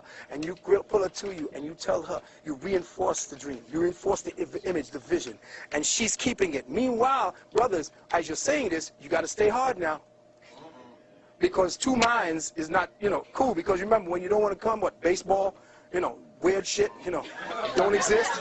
It's like, okay, baseball, cars, what am I thinking about? See, because when you're starting to think of something else, you can't keep the soldiers, at attention. So what you have to do is to be of two minds. And you have to maintain that. And I bet you can heal yourself, sisters, in the womb. You can heal headaches, fibroids. You can heal migraines. Yes, there are specific positions I could show you that gets rid of migraines. That gets rid of heartburns and gas and all kinds of sickness. You don't want the gas part, but you want to deal with the sickness and the heartburn right in that area. Lung problems, eye problems, strengthening the eyes. There are positions for that. But to envision, to get the vision in the mind of the female so that she becomes the soil to your vision as you begin to make love, then you are scientifically using that act as a way to change history, change your dynamic, change your whole body's energy. And you're not exhausting yourself, brother. Don't lose your seed. That's another way to stay strong. Hold it. In fact, as she is excited, she is flowing. Remember, she eats a mount through the charitza, through that tantra, the hole at the top of the stalk, the jade stalk. You can breathe. There's certain disruptive breathing that will turn the outflowing energy into an in-pulling energy. And you can start sucking up her energy and her essences. And when you pull out, she's laid out. Sure. And every one of your muscles are pumping up. And you feel better than if you're exhausted. You come out of it not like, goddamn. You come out of it feeling refreshed. Your head is clear. What do you call it? All of your seeds are going back up. What? The River Jordan. See, you didn't know where the River Jordan was. It's right here in your spine. To the Sea of Galilee. Where John, or Ion, or the Ionic field, baptized Jesus, the Redeemer. See, you don't know that everything in the Bible is actually a takeoff of what you do every day when you draw breath. Every day when you draw breath. So what am I saying, brothers and sisters? I can go on forever. Yes, we got to do something. We're going to shut it down. We got to close it down. What I'm saying, we got 15 minutes. Yeah, we got 15 minutes, and then we're going to rearrange the room. Right. And provide a new energy persistent cue. Okay, I'm sorry. That's right, I'm sorry. Okay, 15 minutes. We're closing it out now. We'll be doing consultations. I have 100 of my tape lists here. You could pass them around. I didn't bring any tapes. I have over 120 of them, so I couldn't carry them around. What I do have is a tape list of about 46 of the titles. And these 46 titles, you can look around and see which ones that you want out of them. And just give me a call. They go from anywhere between 3 and 11 hours of talking. So, yeah, right. Okay, so what I'm going to do is, I didn't want to come off of the situation. If there's any question that you have, any question you have dealing with the circumstance we were talking about today on African spirituality, or the circumstance we're talking about dealing with Light Code Lockdown, let's do it very quickly now, very short. All right, someone dropped some information on me. Said when you look at the encyclopedia for the President of the United States, they always say the President of the United States and never say United States of America. Exactly. Found on that. Well, the President of the United States is a CEO. He's just working for the international bankers. He's the meat puppet. They have their hands up George Bush's ass and somebody's moving it. He's like a muppet. He doesn't have any say-so. He just does what he's told, essentially. Yes, sister was back there than you. Yes. Could you speak on the relevance of understanding the cycles of time in the great year, and if the year 2012, what relevance it has? Beautiful. Just did a tape on that. I'll be doing that, the second part of it I just did it in London.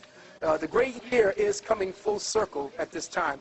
The actual date for the time when we get ready to enter into the void, and I didn't get a chance to talk to you about the void. The great void that the Olmec Mayan masters were talking about is October the 28th, 2011. That's when we begin to enter the void. 2012, we will probably be in it pretty much for the 3 days of darkness. The significance of that is that the Earth is going through a magnetic shift.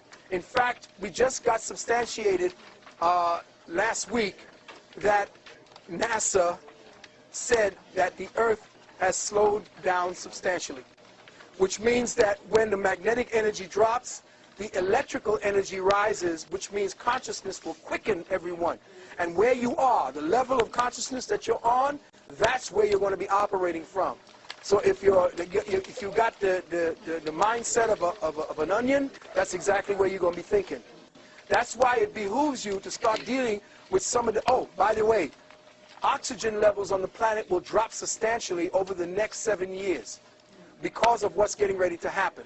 The slowing of the Earth, the pollution, the passing by of Herculebus. Herculebus is a planet that appears every time we get ready to come out of the cycle of the last root race. We are dying of this is the 5th root race, it's dying.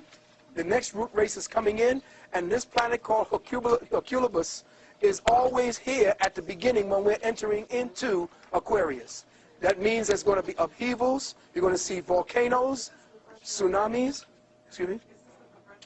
Yes, the progression of the equinoxes. We're talking about going into the Aquarian age, which is the time when we're going to be 2,165 years in Aquarius. But every time we enter the first stages of Aquarius, there's great upheaval, madness, the falling down of all of the last cycles of the races that came before them. So now we have to be prepared. If you wish to get into the nutrients that I've discovered and I've researched that you're going to need to be able to deal with the heavy level of oxidate, what do you call that stuff that they deal with, antioxidants against that? Free radicals. The free radicals are going to be rising on this, especially in cities. So if you want, I will give you a website you could go up to. It's called Young Living. youngliving.com. All right? If you want to peruse, if you want to order, take this number down, 816-764. That's the one I was using for me. If you want to order, put down, what's the name of that? See, I don't know too much about it because I'm not into pushing products. But you put down 816-764. That's my number.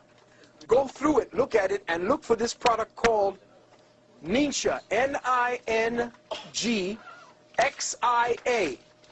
It's out of China. It's a berry that has the highest antioxidant on the planet. Ninja berries. It is off the chain. The government wants it, but China got it now and saying they're going to use it. It's out of China. Now, you use that number and you put down, when you order, put down auto ship, A-U-T-O-S-H-I-P. Now, you can go and get the Ninja berry, but then scan the website and look at the oils. Those oils are vital.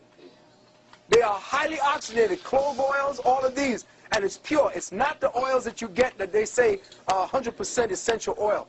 The essential oil you're buying today is crap. It's garbage. They tell you do not consume. This oil you can put in your mouth. You can take it directly in and highly oxygenate certain areas of your body. You need to get this done. Listen, I can only give you this. The specific materials that I can give you is last minute. I don't see you every day. I'm traveling around the world trying to get as many people in the communities aware of what's out there. The unfortunate thing about it is that the cracker got all of your materials, and he's using it to save some of his own. So I'm saying use what you can, and I'm giving you that website. He even tells you that the oils he got from Kemet, from studying the Kemetic philosophies. All right, so very quickly, we only got about 5 minutes. Okay, melanin coming into the galaxy. Oh, that's right. I'm sorry, sister.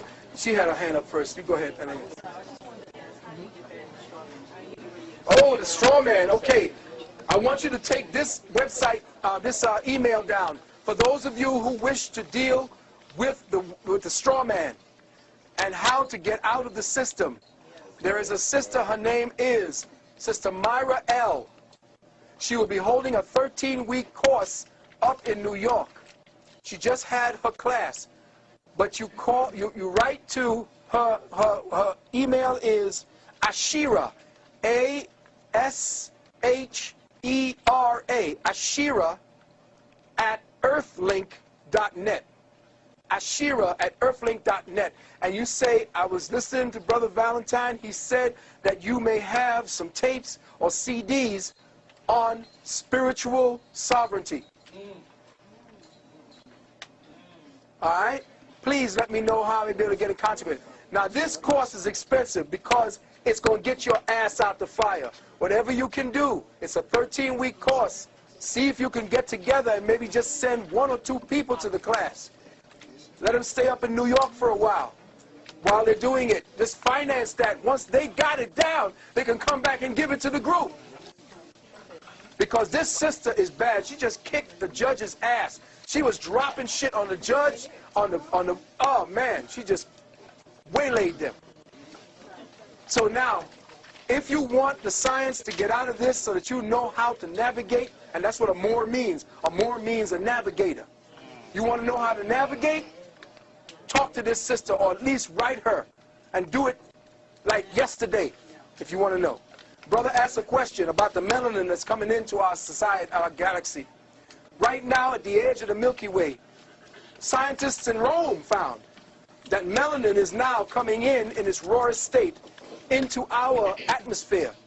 And they see that the melanin is not just a melanin with a what do you call it? A design structured like a molecule. It's organic. Let me say this again. The melanin coming in from outer space, the dark matter material, is organic. It's DNA. It's the ancestors coming back. And it blew the mind of the Rome scientists, and they're now studying it. They're now studying cosmic melanin. They call it cosmids. And they're coming in right now at this particular time. One more question. If that's it? Yes, the hieroglyphic, or what we call Medunache. Yes. Can we find out more information about the melanin coming in? Uh-huh. Where can we find out? Go up and look for, it's a European site we found it at, and it's called Cosmids, Plasmids, and Fullerenes, Fullerenes. Cosmids, comma, Plasmids, Plasmids, and Fullerenes, Fullerenes. And then do a Google search on those, and it should put you into the website where they're speaking about that. In fact, they found this dark matter coming into our galaxy, and they sent up, check this out, they sent up satellites to investigate it, and guess what the satellite's name is? The Rosetta.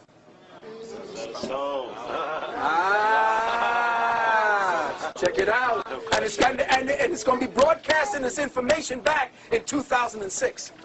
Yes, sister. When are you coming back to Richmond, Virginia? I have no idea when I'm invited. I just loved it here, first and foremost. Brother, I'll tell you, this has been a beautiful experience for me. It reminds me of when I was out there in London and around. You people here have been just wonderful. And I thank you for your attention.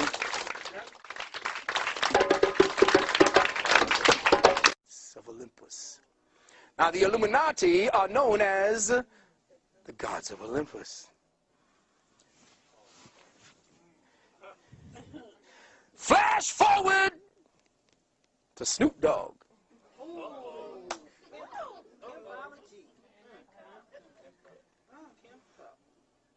And what do you see them carrying around? The chalice and the pimp cup. Faggots all. For the man. If they ain't taking it in the booty, they're taking it in the ear.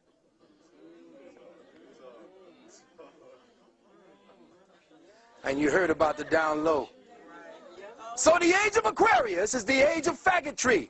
This is why the brothers in Jamaica, Buju Banton and the rest of them, were attacked for coming out on the Batiman.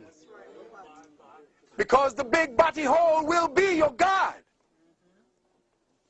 And don't believe anybody who's just saying, I'm bi-curious. Brother, you're not bi-curious, you're a faggot.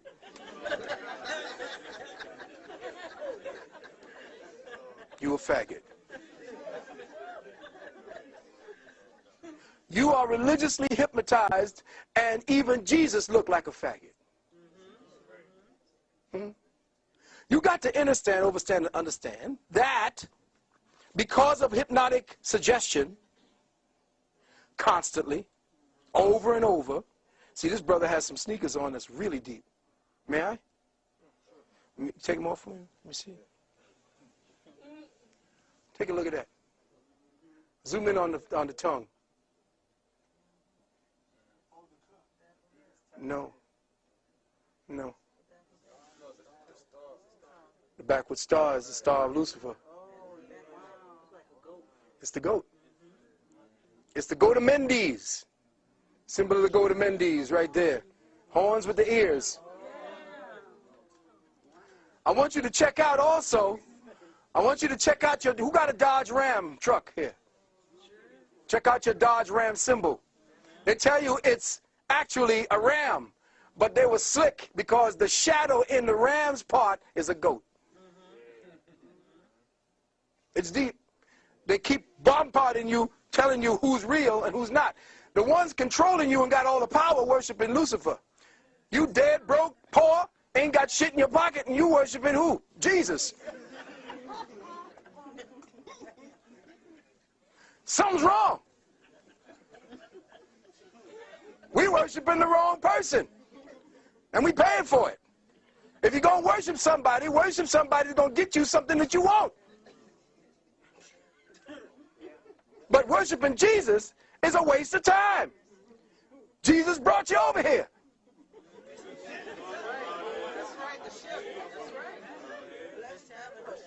Blessed by the bishops. So if you're going to do anything, do it the other way. And then give some of that money back to those worshiping Jesus. Go get it from Lucifer. Bring it back to your people. Now, I'm not saying, you say, oh, God, hell no. See, now everybody going to start sacrificing goats and chickens and shit. I'm not talking about that. I'm talking about the fact that what we have here, if I may, what we have is a problem dealing with deprogramming.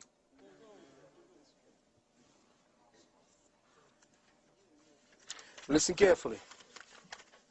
You have been codified. Do you know that the government right now is attempting to barcode every animal on the planet? They already have half of them done. Our organic minds have been slowly acclimated to live and breathe only in virtual environments. Life is a tangible cosmic principle, and it has been digitally codified. You have been codified. Even as we speak, your consciousness is a breath away from the very digitally colonized, making it completely. A paradigm I call synthetic synchronicity has been weaved around your awareness like a perverse web of manipulated energies. This perverse consciousness web vibrates within an electromagnetic yin-yang polarity and manifests as twin dynamics. In the yin of synthetic synchronicity, it represents itself as a newly evolved species of consciousness we call virtual reality. Virtual reality has spawned its own subspecies called, oddly enough, the web, the internet, satellite cable TV, DVD, Palm Pilot, Ethernet.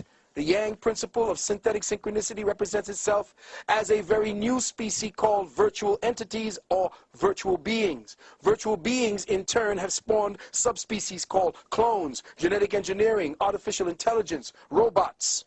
With the appearance of these two dynamics, the lines between the real and the surreal have become extinct. They are disappearing regularly and rapidly. At present, our minds are being systematically disabled, unable to tell the difference between technology and what has become deity. Technology has become your experiencer. Technology now feels and processes the world for you. It experiences for you. It sees for you. It tastes for you. It calculates for you. It listens for you. It senses for you. Advises you. Comforts you. Teaches you. It even masturbates you. It thinks for you. Our entire planet is being converted into one homologous virtual program. The more of the virtual program that you accept as real, the more your organic senses are dumbed down. The more desensitized they become. The more dependent on the drug of the virtual they become. Food no longer tastes the same. Ask your elders for proof of this fact. Even if you try to prepare it the same way grandma and great-grandma did, it just does not taste the same. Why is that? Simply, from chronic overstimulation, fruits and vegetables no longer have the same tastes as before. And you wouldn't notice it but for the elders who tell you that they remember when a mango tasted like a mango, a banana like a banana, an orange like an orange. The children today can't tell the difference. Their senses are perverted, degenerated. All that counts now is the code. But without access to the spirit or the archetypal signatures within the so-called code, the human senses do not register the essence of the things that touch them. The human body itself has been digitalized, disassembled, and genetically deprogrammed down into numerical gigabytes. We have been diminished in wonder. This marvel that we are, this mystery, this molecular temple to the highest manifestation of cosmic intelligence has been trivialized into a cellular schematic of dots, dashes, and nanoglyphs. We have become the symbol of what was once real. The body has become an icon of its own self. The human mind and its senses in the brain are slowly losing its ability to experience, process, or recognize the organic world. We no longer process experience or recognize the real. We no longer savor the scent of real air, recognize the taste of real water, relinquish or relish in the taste and the texture of real earth, experience real clouds, experience the resonance of real words, harmonize with the melody of real voices, interface with real touch, real feelings. Does everybody remember the movie The Matrix? Do you remember when Morpheus took Neo into the construct and Morpheus responded to Neo's question, "This isn't real"? Morpheus quickly replied, "What is real? How do you define real? If you're talking about what you can feel, what you can smell, what you can taste and see, then real is simply electrical signals interpreted by your brain." Now, keep these words in mind, beloved, because it is through the electrical components of your brain that your consciousness is being accessed. Neo asked prior to this last question, "Right now we're inside a computer program?" Morpheus said, "Is that really so hard to believe? Your clothes are different. The plugs in your arms and heads are gone. Your hair has changed. Your appearance is what we call a residual self-image." Is this the mental projection? It is the mental projection of your digital self. The world that we think we see and mentally process is actually a residual projection of intercepted light. We, all of us, live and exist in a virtual continuum I call synthetic synchronicity. Synthetic synchronicity is a virtual projection of reality that has been interfaced with the organic light code impulses, that is, the cosmic codes of ascension that hold the archetypal hologram image of the evolving human in its course to enlightenment. Now here's what's happening now, beloved brothers and sisters. All that we see today, all that we are hearing today, all that we think we process is real, all you think is a sound of 50 Cent and the game and all of that, it ain't real. It ain't real. It's a virtual reality program, and you are plugging into it by your acceptance and participation in it.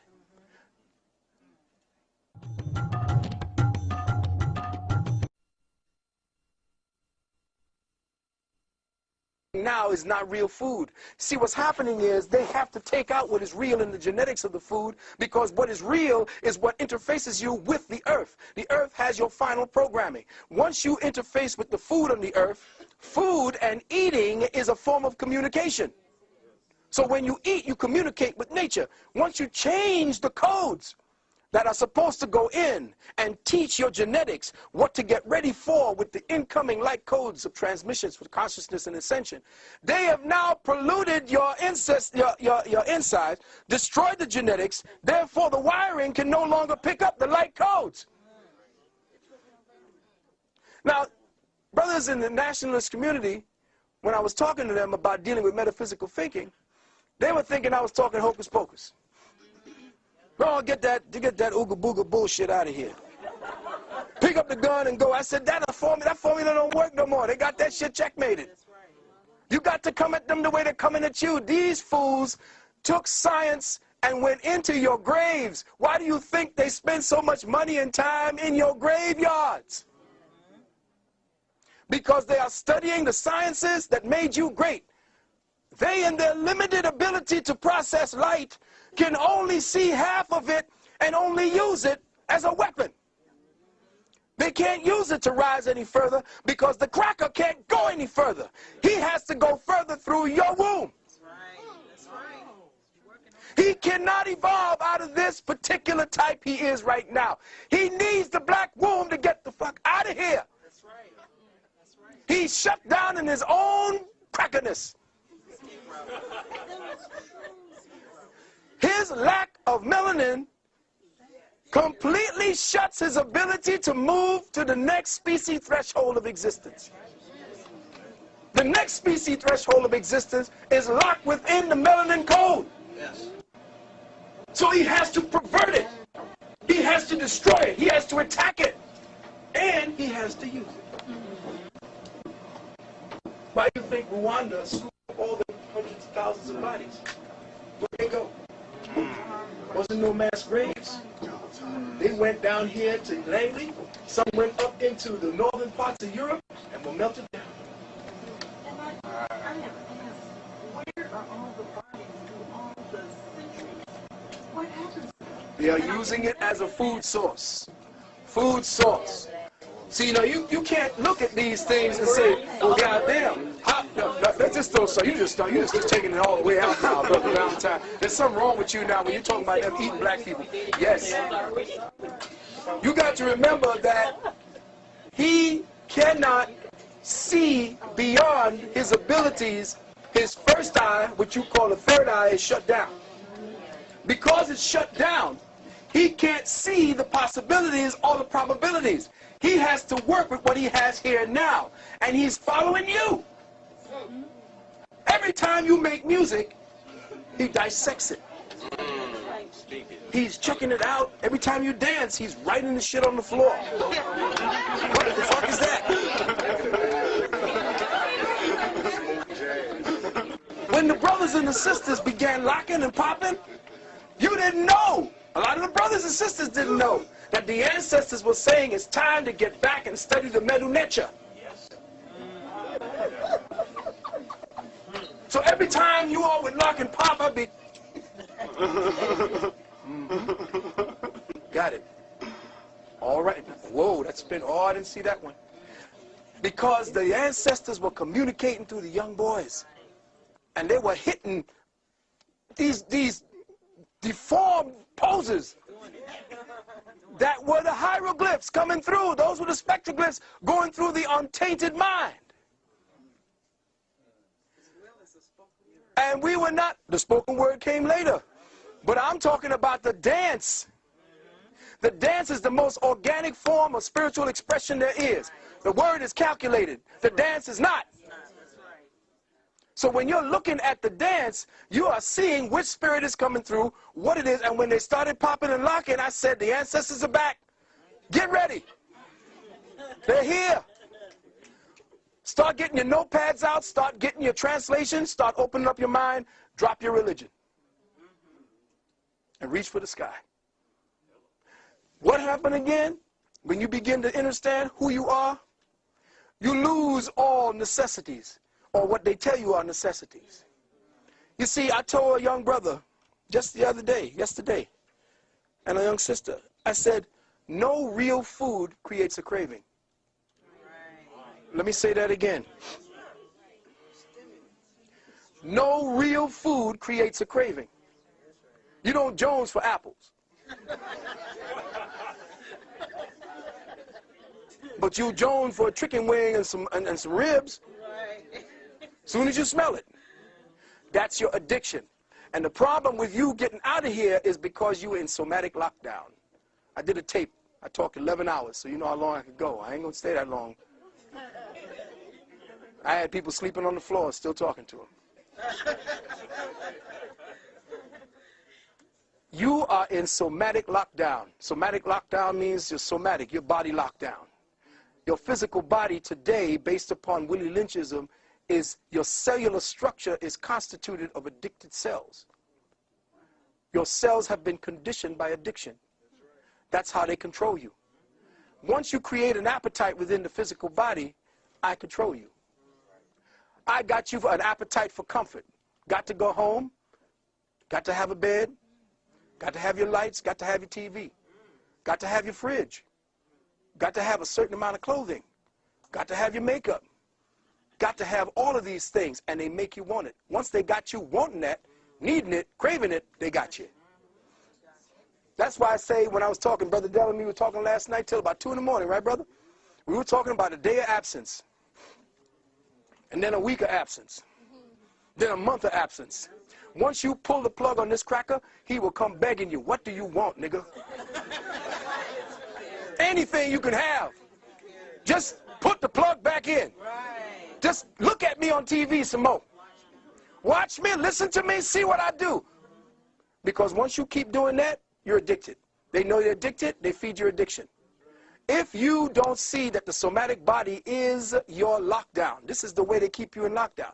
The somatic body got you in light code spectral lockdown. In other words, white light has 7 bars, check? Those 7 bars are your consciousness lockdown. Those colors are your lockdown. Because white light has a certain amount of color in the spectrum, and your consciousness is based on white light. But white light is just but 7 variations on the wavelength theme. There's 360 degrees to the circle, which means dimensionally speaking, white light is your jail. And the way that they play with the frequencies today through the television, because, and by the way, brothers and sisters, let me just give you a little hint right here. Somewhere up here, there's a cat's eye. If you got cable, they're looking at you. There's a cat's eye right here that they use for horizontal hold. There's a box in there where the cat's eye is contained that not even the repairman can get into. If you think pulling a plug out the wall is going to do it, forget it. If you got cable, they're looking at you. They said that this thing is so damn powerful, it could pick up the hair on your asshole while you humping on the couch.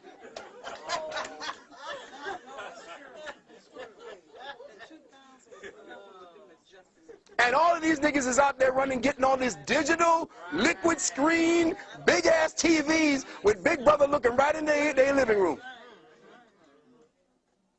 Right into their living room. And all these new cars? Oh, yeah. They got y'all. They're tracking y'all good. And get ready for your what do you call it, card? Your national ID card is coming. And I'm going to drop this for y'all. This is a little gift I'm going to drop for y'all. Get ready for the October surprise. October surprise is that they're getting ready to sign legislation where eminent domain is that they're going to take everything you have. Why? Because the international bankers today have now called in the debt. The United States can't pay it. If you are part of the United States, they got you. This is concentration camp time, brothers and sisters. This is how they're financing the war in Vietnam, in Iraq, same damn thing. What they're doing is they're locking brothers up. And every crime has a price. The highest one is murder, manslaughter 1 and 2. These have a price to them. As soon as the judge finds you guilty, he runs in the back, calls down to Wall Street, and writes a bond on your damn case number. That case number now goes out and is picked up and sold over as an exchange. Investor picks it up. It's $4 million, say, for a murder. $4 million, the investor picks it up. They sell it to them for $40 million. The investor pays $16 million. They take that money and they put it into the Securities Exchange Commission, and that now becomes a bond worth $400 million. And that's how they are financing the war with the brothers in jail. Using your Social Security card. Let me just give you this.